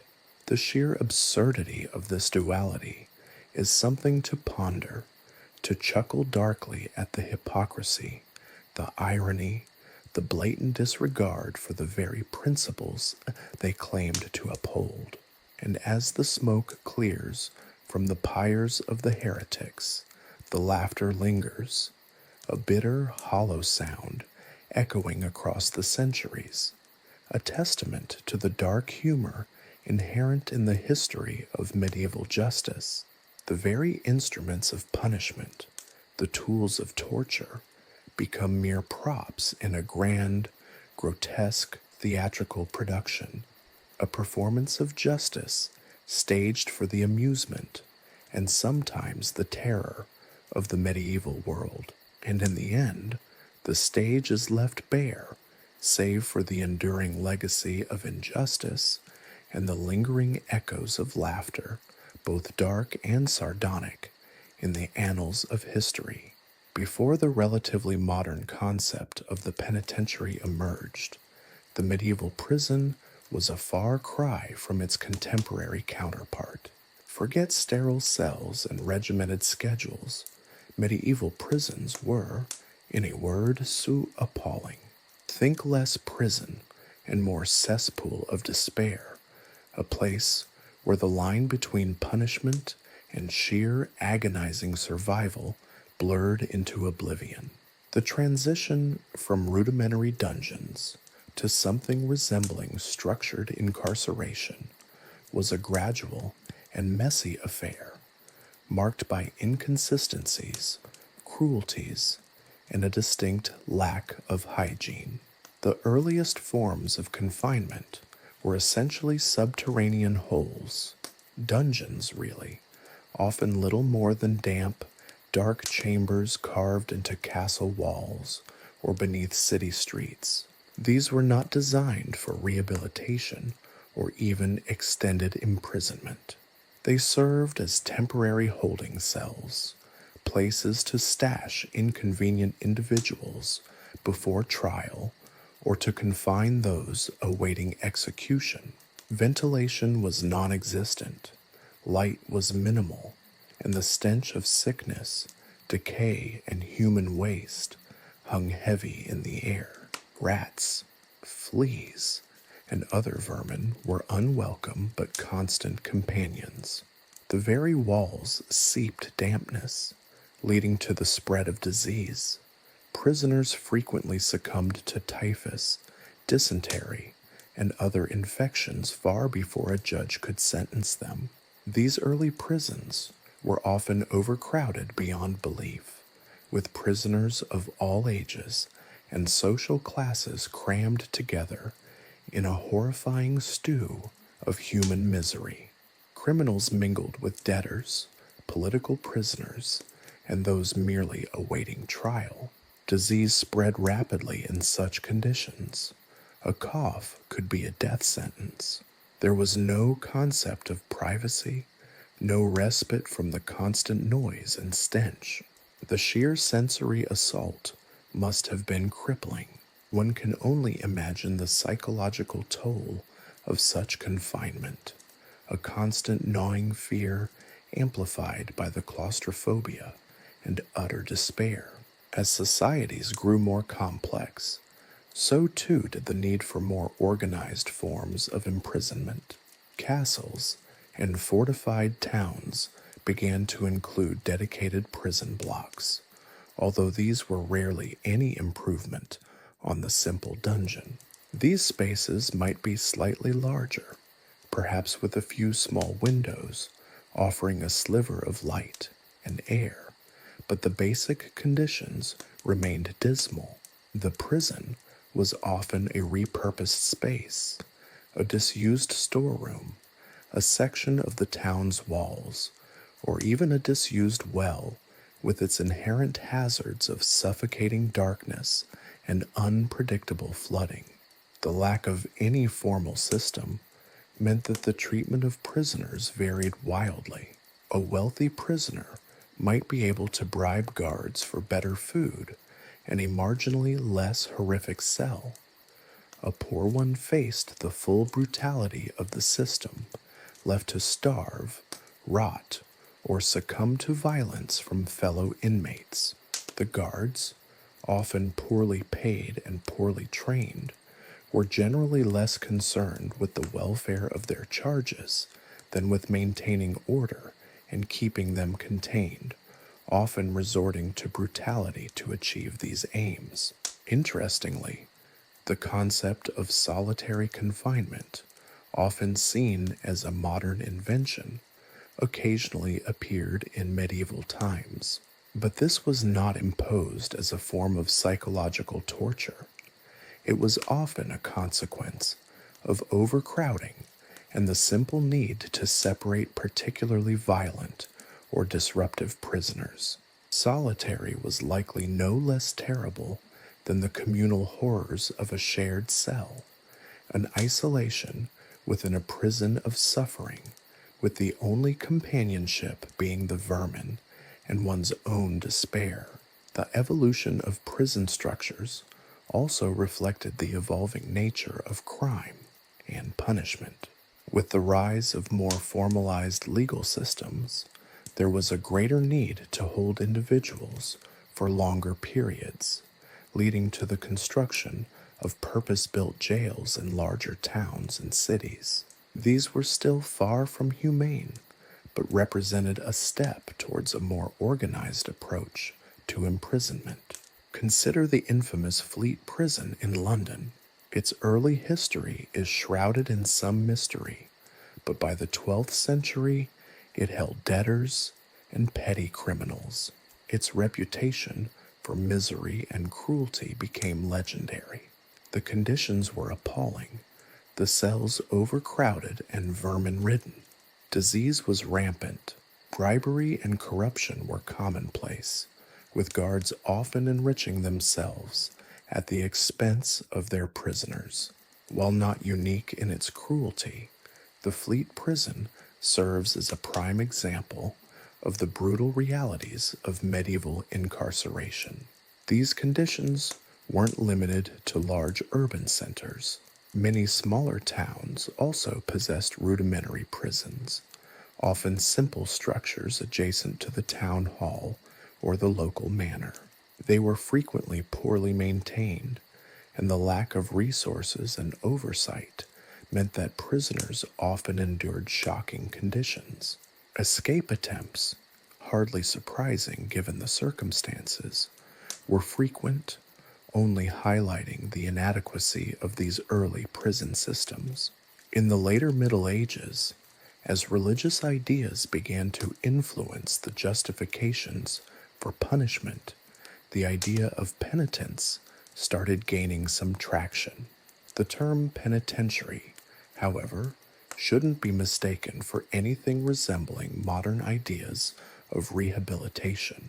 Medieval penitentiaries were simply prisons where religious instruction was, occasionally, provided alongside the standard fare of squalor and disease. The religious component was intended to offer spiritual solace and perhaps instill contrition. The effect was likely minimal amidst the horrific reality. The daily lives of medieval prisoners were a grim cycle of deprivation and fear. Food was meager, often consisting of stale bread and thin gruel. The risk of starvation was ever present. Hygiene was non-existent. Water was scarce, and sanitation was abysmal.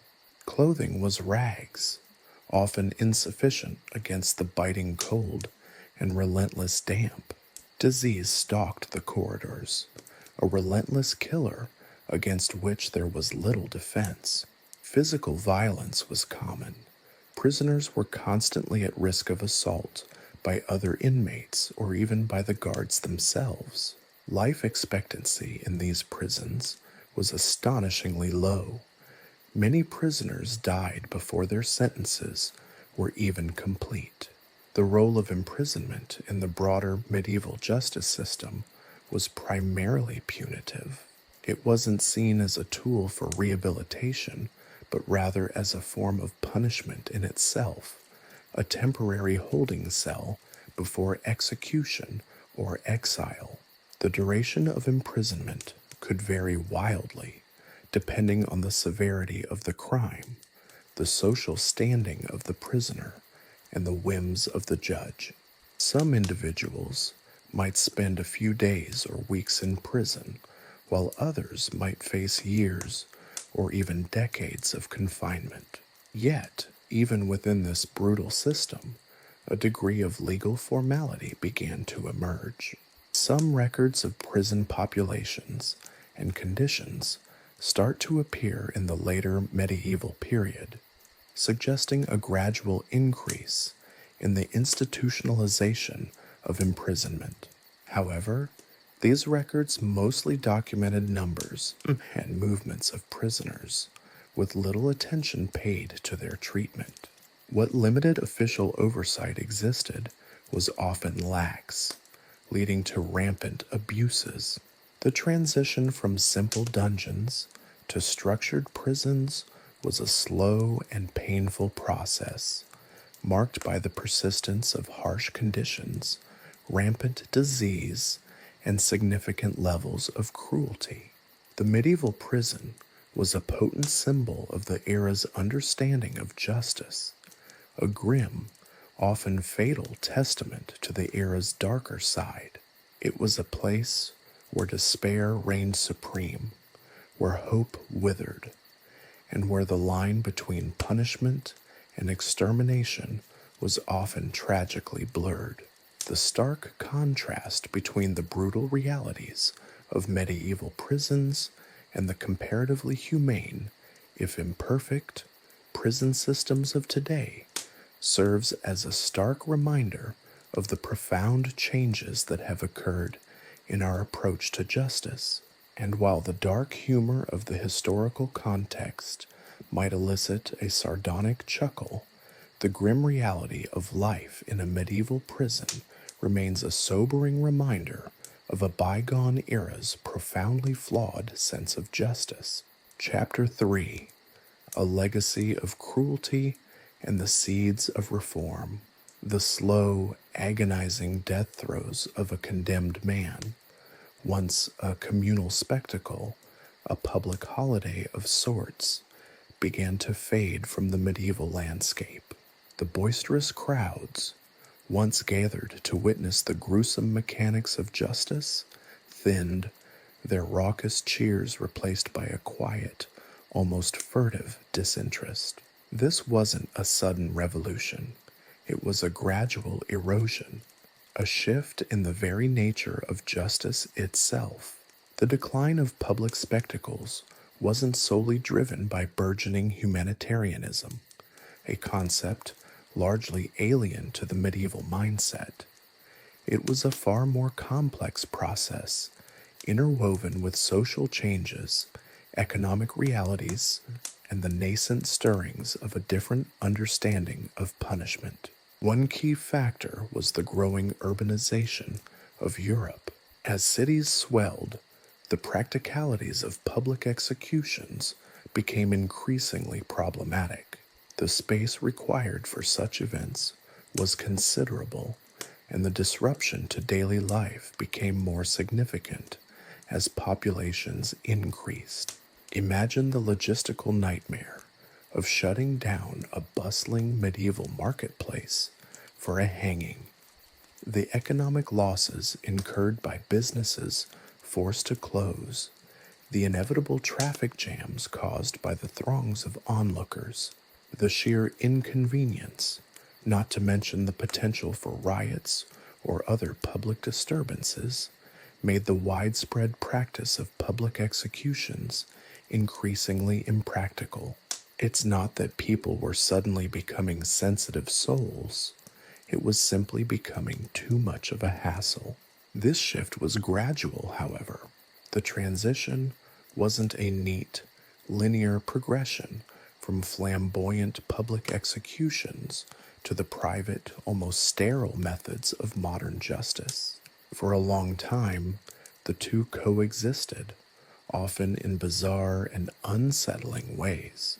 Smaller towns and villages might continue to hold public executions, especially for heinous crimes, maintaining a vestige of the old traditions. But in larger cities, a different approach began to emerge. The church, for all its penchant for spectacular displays of divine retribution, think auto da fe, played a surprising role in this transition. While certainly not a champion of humane treatment, the church's increasing influence on the legal system subtly shifted the focus of punishment. The emphasis started to move from the purely punitive aspect to incorporating the elements of penance and redemption.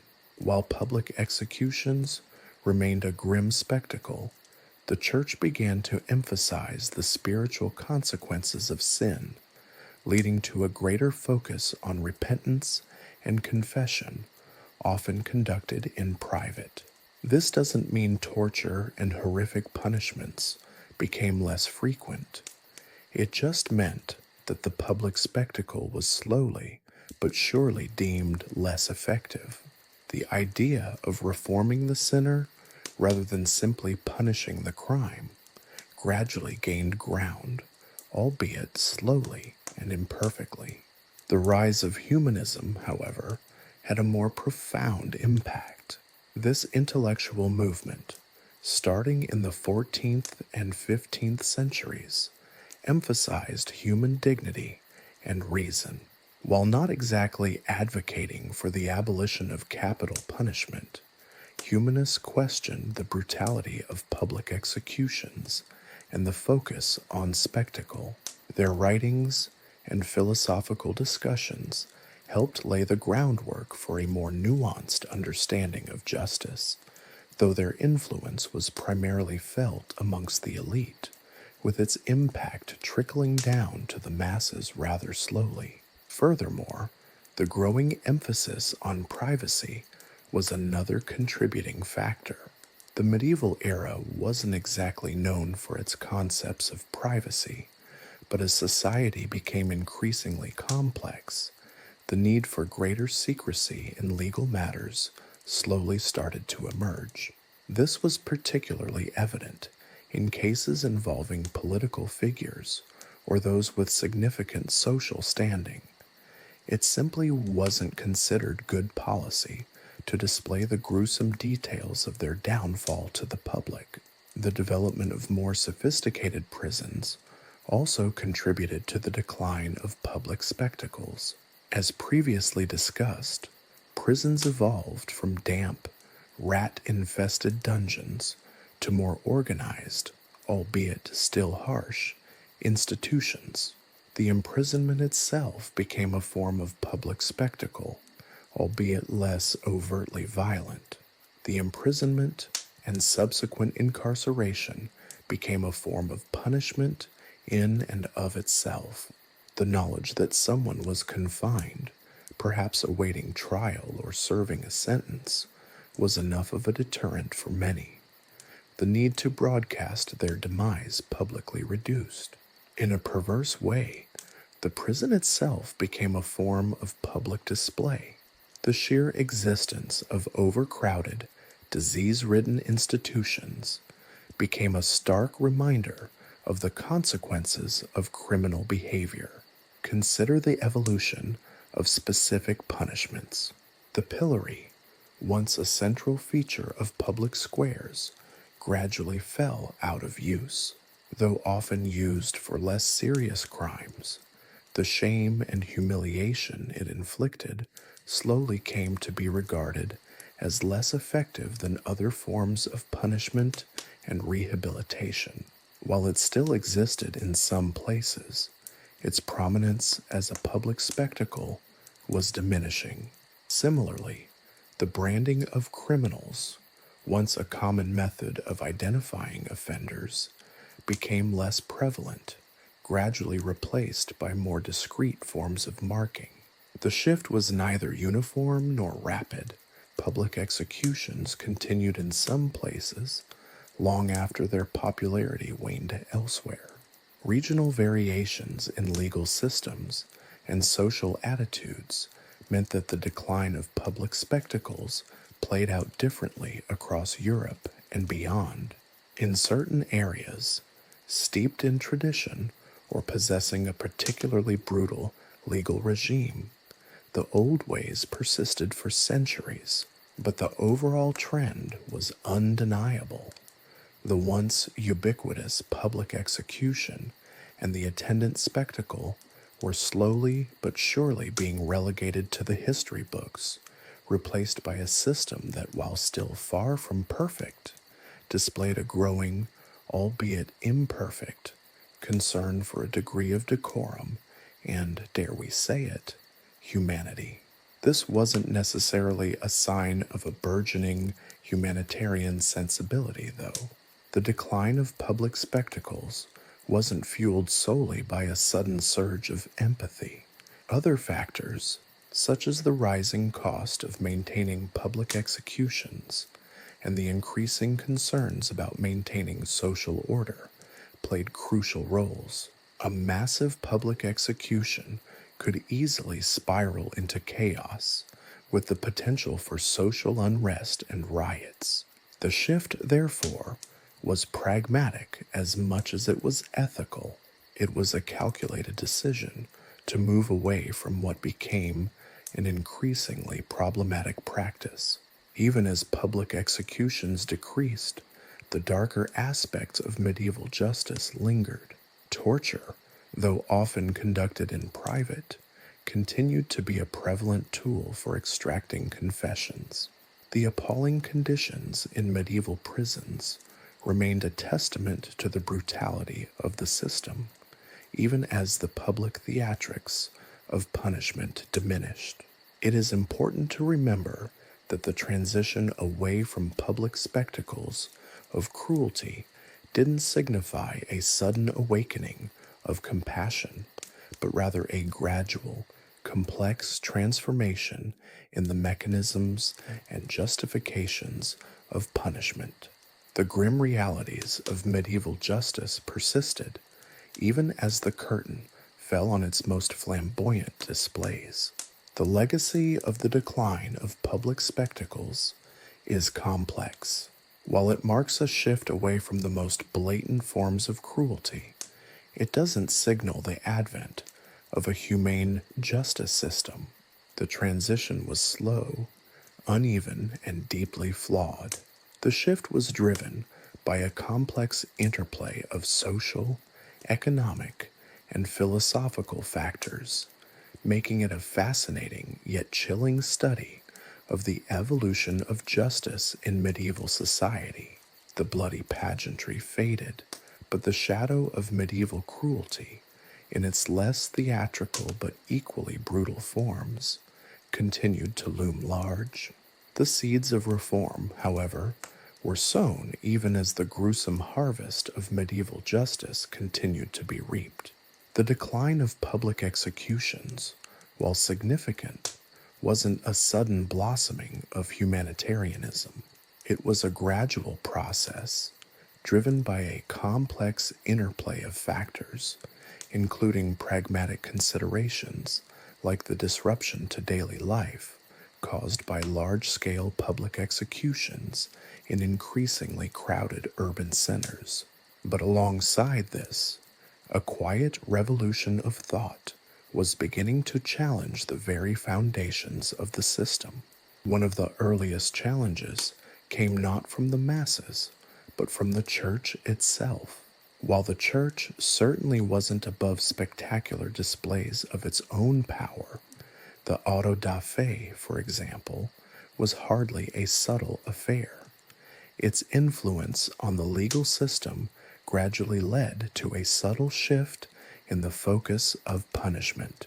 The emphasis, albeit slowly, began to shift from purely punitive measures to incorporating elements of penance and redemption. While the physical torments remained, a focus on confession and spiritual rehabilitation gained traction. The public spectacle, while still occurring, was increasingly seen as less effective in achieving the church's aims. The concept of reforming the sinner rather than simply punishing the crime took root, a radical idea for the time, though its implementation was far from consistent or compassionate. The rise of universities and the burgeoning intellectual movement, known as humanism, played a more significant role in challenging the status quo. Humanism, with its emphasis on human dignity and reason, provided a framework for criticizing the excessive cruelty of the medieval justice system. Thinkers and scholars, initially within the privileged circles of universities, began to question the morality and effectiveness of methods like torture and public executions. Their writings, circulated amongst the educated elite, though initially not widely accessible, sowed seeds of doubt that would gradually bear fruit. The humanist critique, however, was often subtle, focusing on the rational inconsistencies of the legal system rather than outright condemnation of its brutality. They pointed out the flaws in legal procedures, the arbitrary nature of punishments, and the lack of due process, often using classical examples to challenge the medieval practices. They were not advocating for abolition of capital punishment necessarily, but rather calling for its application with reason and moderation, a concept profoundly alien to the medieval mindset. Simultaneously, the growing complexities of medieval society led to the development of more sophisticated legal procedures. The need for greater secrecy in legal proceedings, particularly those involving powerful individuals, further contributed to the decline of public spectacles. The public humiliation of a nobleman or a bishop wasn't always considered politically expedient. The emergence of written legal codes, though far from comprehensive or consistently applied, provided a basis for standardizing punishments, reducing the arbitrary nature of the judgments. These codes weren't necessarily more merciful, but their existence established a, partially, documented framework for justice, enabling later reformers to point out deviations from the set norms, even if those norms themselves were brutal. The very act of codifying laws, however rudimentary, was a step toward rationality, a stark contrast to the capriciousness of earlier systems. The development of more organized prisons also played a part in this slow transformation. While medieval prisons were far from humane, they offered an alternative to the immediate, spectacular display of violence. The confinement itself became a form of punishment, and the knowledge of imprisonment served as a deterrent. The sheer existence of these institutions, even in their dreadful condition, helped shift the focus from the public theatricality of punishment to its ongoing, if less sensational, reality. The overcrowding and horrific sanitary conditions within these places became a spectacle of their own, a grim, ongoing display of the consequences of crime, a constant reminder silently disseminated throughout the population. However, it's crucial to avoid romanticizing this evolution. The challenges to medieval justice were not driven by a sudden wave of universal compassion. The changes were slow, uneven, and often motivated by practical considerations, like the increasing inconvenience of large-scale public executions in growing cities. The movement toward reform was not necessarily aligned with modern concepts of human rights. Rather, it was a multifaceted process involving economic, social, and intellectual factors.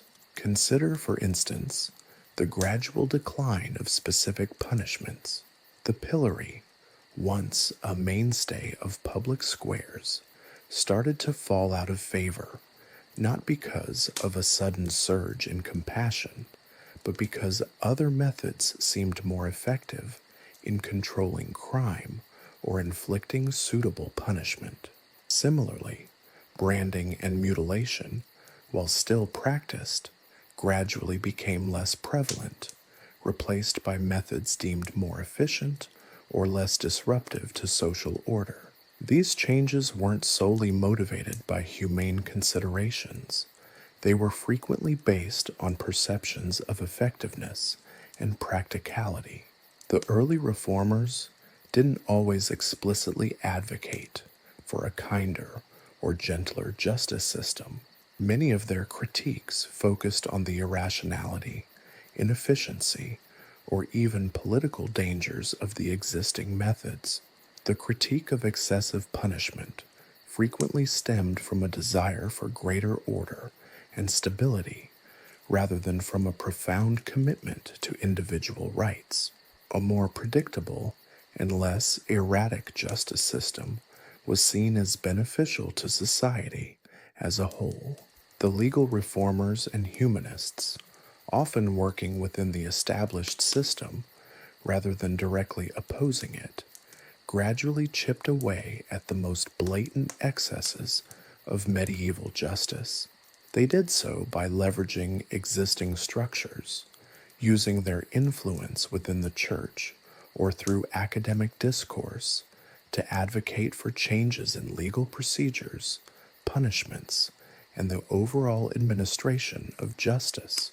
Their efforts, although incremental and sometimes contradictory, laid the foundations for future legal reforms and a gradual, if agonizingly slow, evolution toward a more nuanced, less arbitrary approach to justice.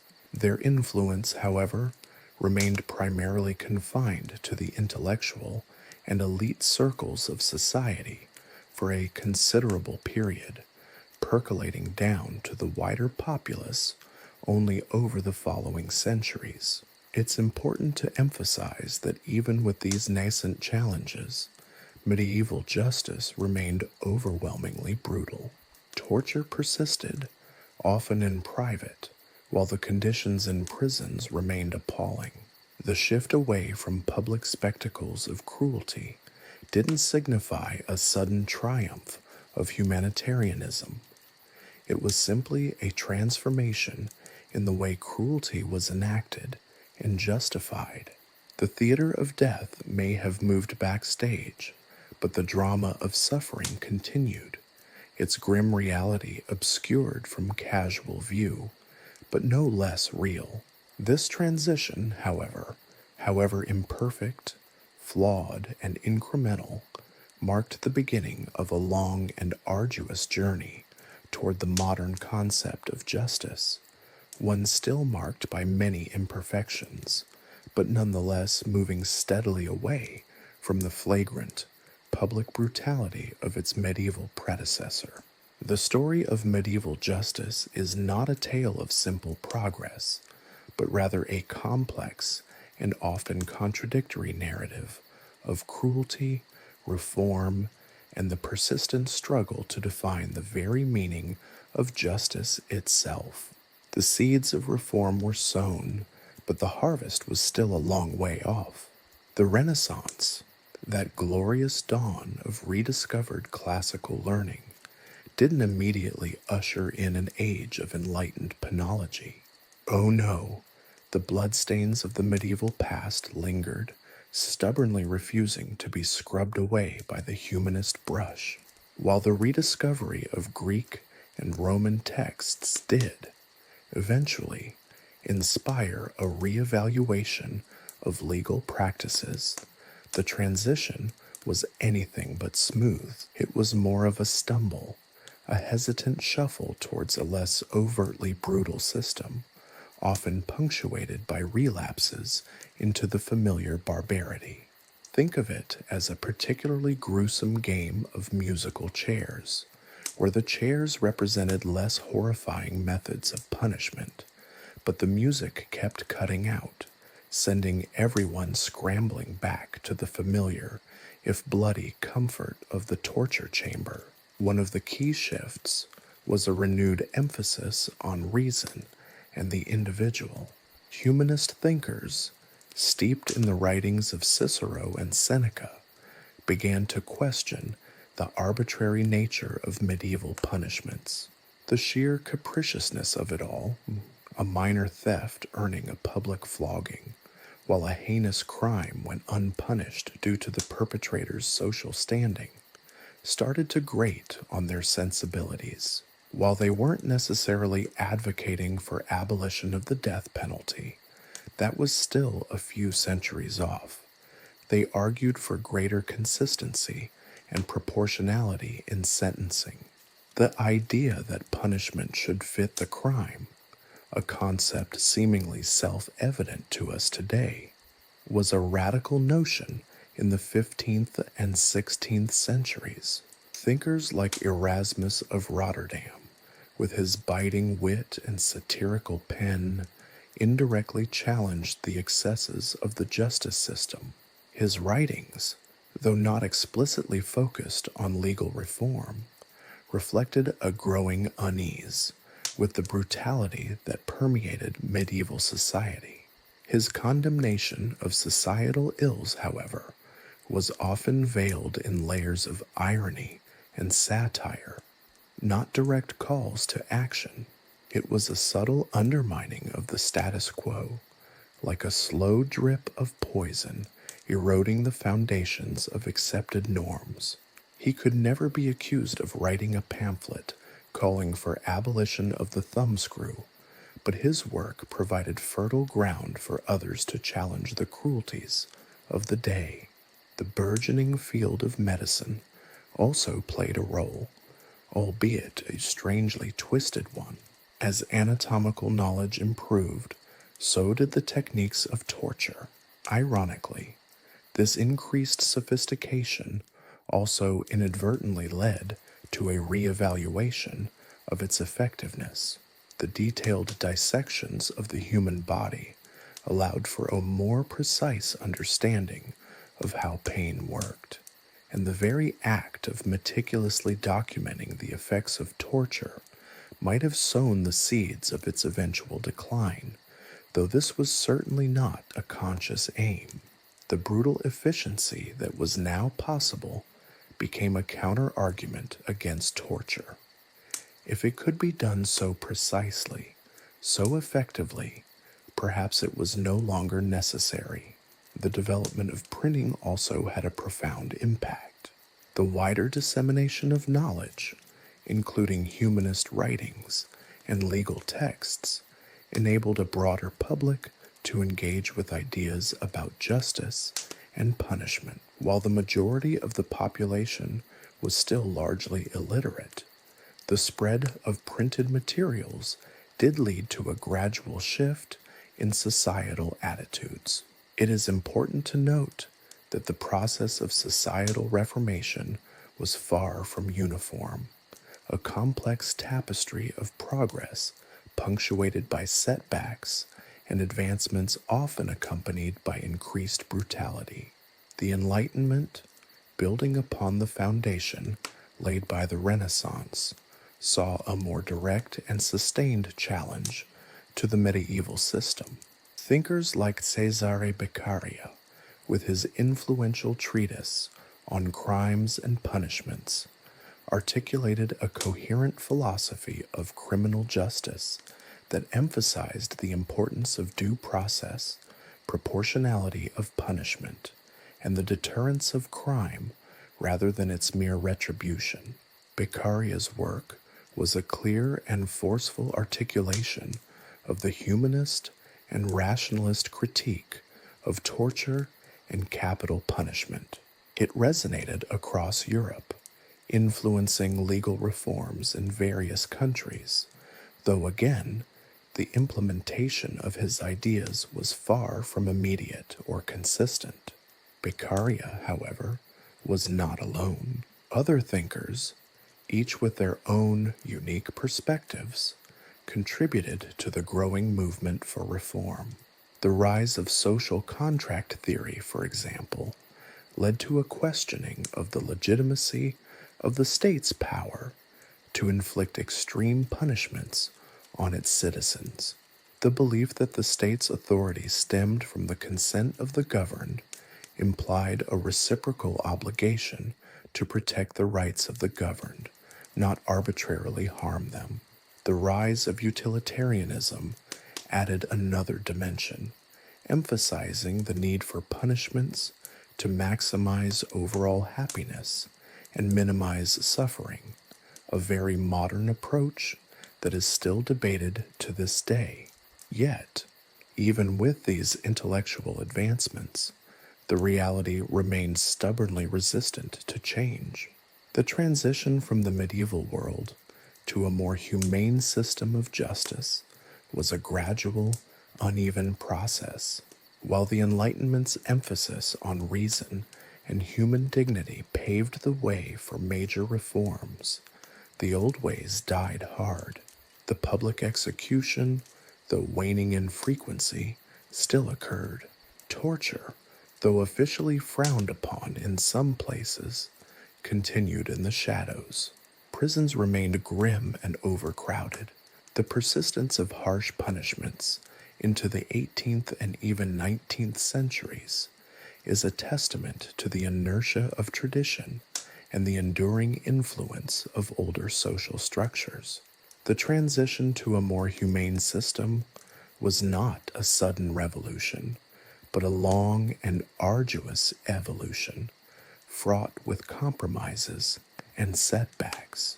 It was a process of gradual erosion, of chipping away at the brutal foundations of medieval justice, one small step at a time, often with multiple steps back for every step forward.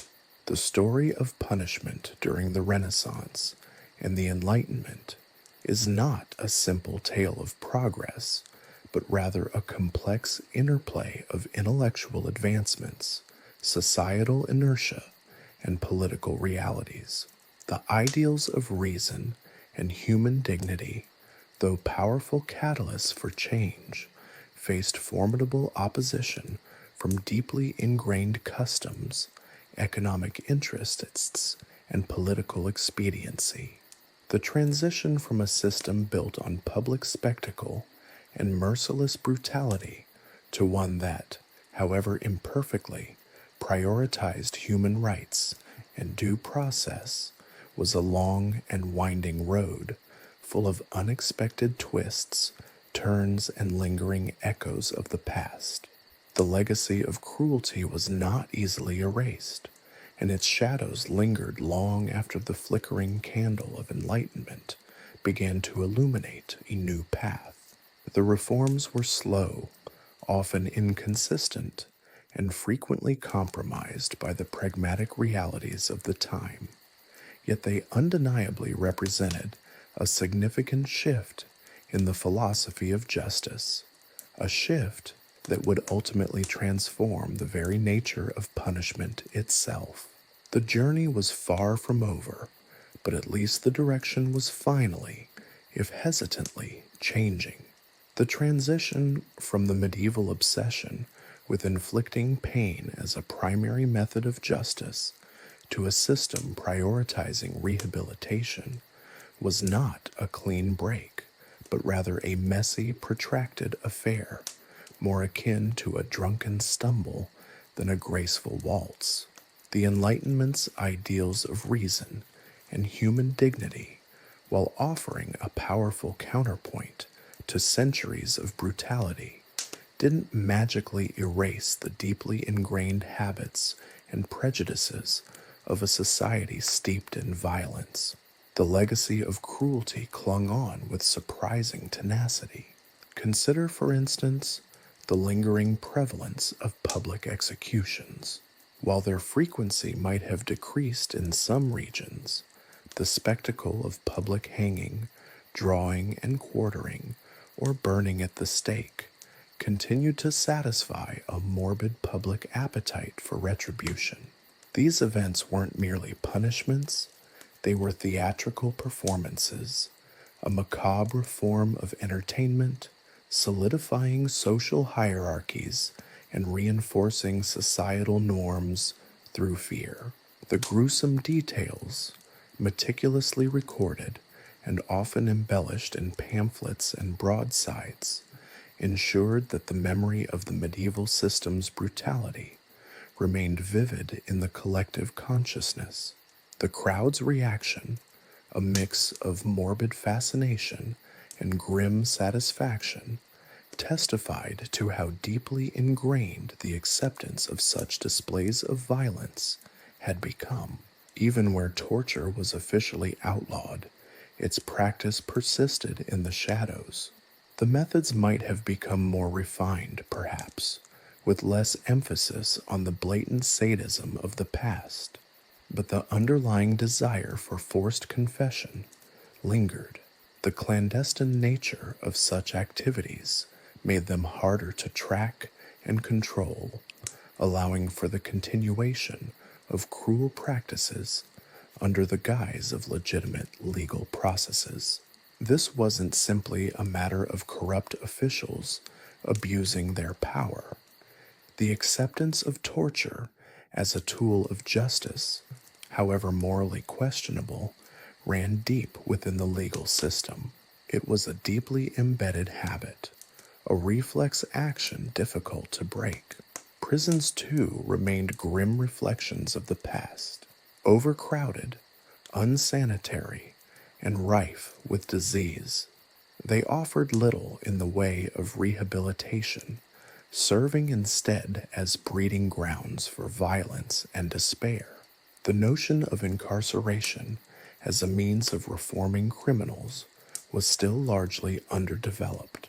Jails were primarily places of detention designed to isolate individuals from society rather than facilitate their reintegration into it. The appalling conditions within these prisons often led to increased levels of criminal behavior, creating a perverse cycle of incarceration and recidivism, all while the image of a humane and just judicial system remained a distant ideal. The shift towards rehabilitation, when it finally began, was largely driven by practical concerns rather than purely altruistic ones. The rising costs of maintaining vast prison populations, coupled with the increasing realization that harsh punishment was often counterproductive, encouraged a reevaluation of the justice system. If a criminal was left to rot in a prison, festering in his iniquity, Would that be considered a just outcome? Or could it instead create a more dangerous individual after their sentence? Utilitarian thinkers began to advocate for penal systems that sought to reform criminals, making them productive members of society instead of festering sores. The development of new institutions played a significant role in this transition. The creation of workhouses and reformatories, though frequently harsh in their conditions, represented a departure from the purely punitive approach of the past. These institutions aimed to instill discipline and instill the value of labor, in effect, aiming to remake the criminal as a useful member of society. While hardly idyllic, they presented a more nuanced approach than simply warehousing criminals and leaving them to decay. The very idea of attempting to rehabilitate, to reclaim individuals lost to crime, signaled a fundamental shift in the understanding of justice. The emphasis on education and reform further underscored this move away from purely retributive justice.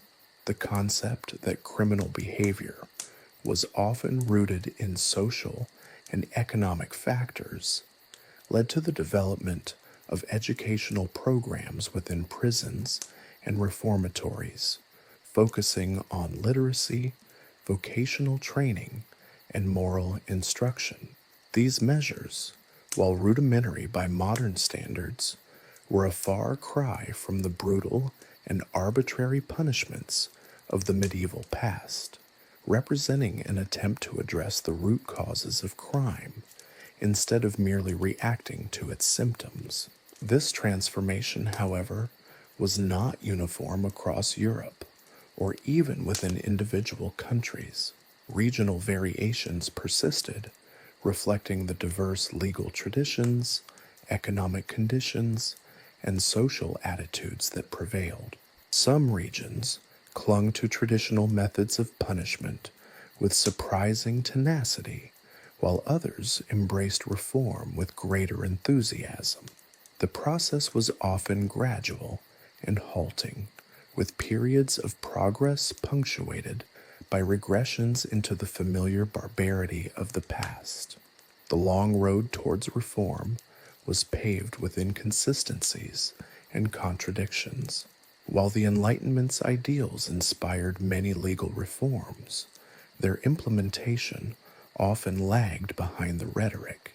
The persistence of harsh punishments, alongside the rise of more humane approaches, reveals the complex interplay between intellectual advancements and the deep-seated inertia of established practices.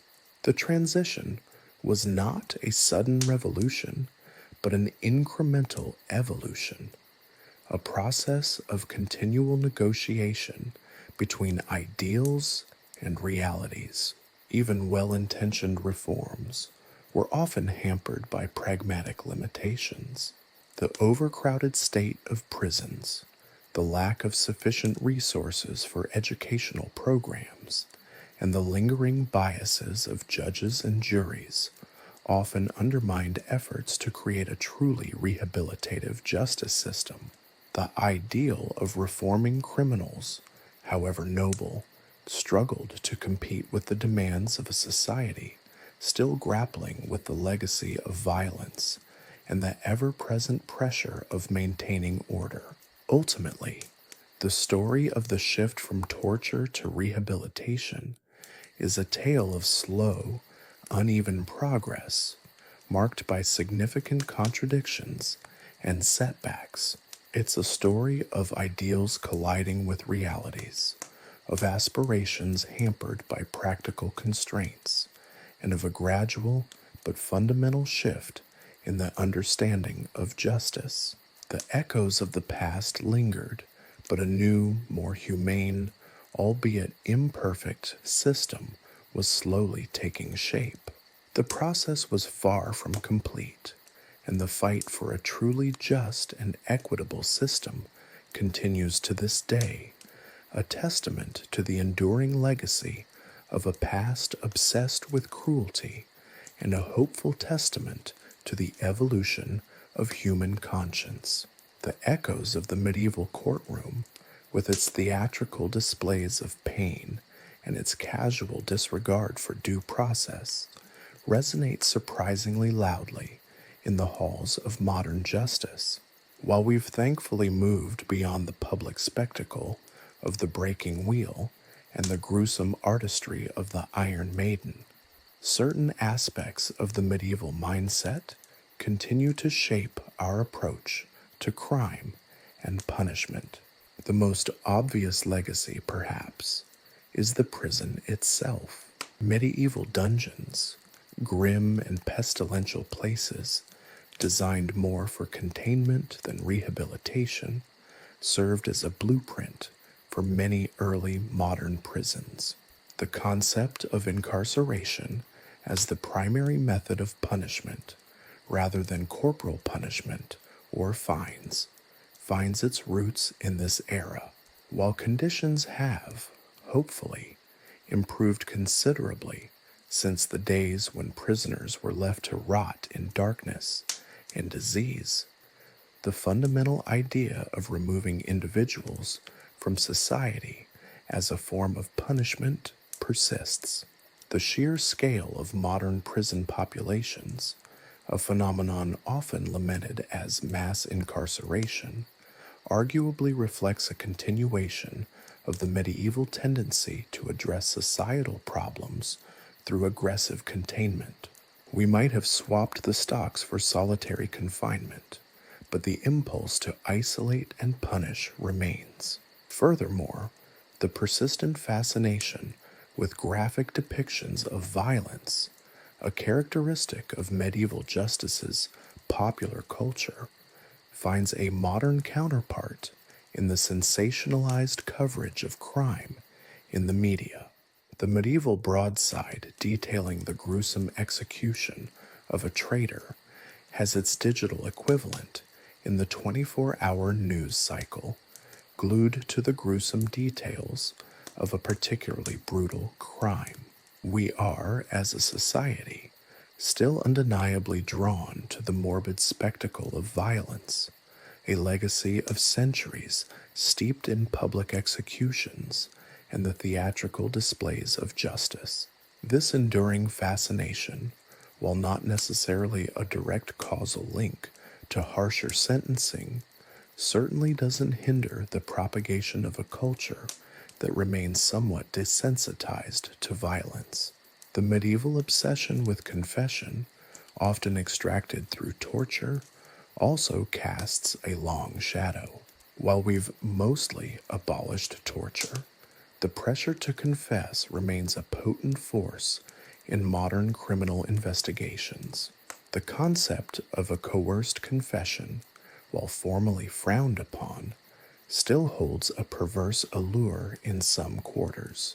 The emphasis on obtaining a confession, often viewed as the key to solving a case, speaks to a lingering belief in the inherent truthfulness of a confession, regardless of the methods used to obtain it. The historical precedent of believing confessions extracted under duress continues to influence the perception of evidence and contributes to miscarriages of justice. Beyond the specifics of punishment, the very notion of justice itself bears the mark of medieval thought.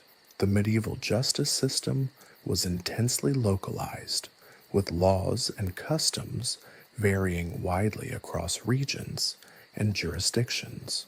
While modern legal systems strive for uniformity and consistency, the inherent complexities and inconsistencies of applying legal principles across diverse populations and contexts reveal a surprising parallel to the fragmented and localized nature of medieval justice. While the ideal of a universally applied legal code is admirable, the practicalities of enforcing it often mirror the difficulties faced by medieval authorities attempting to reconcile local customs with broader legal principles.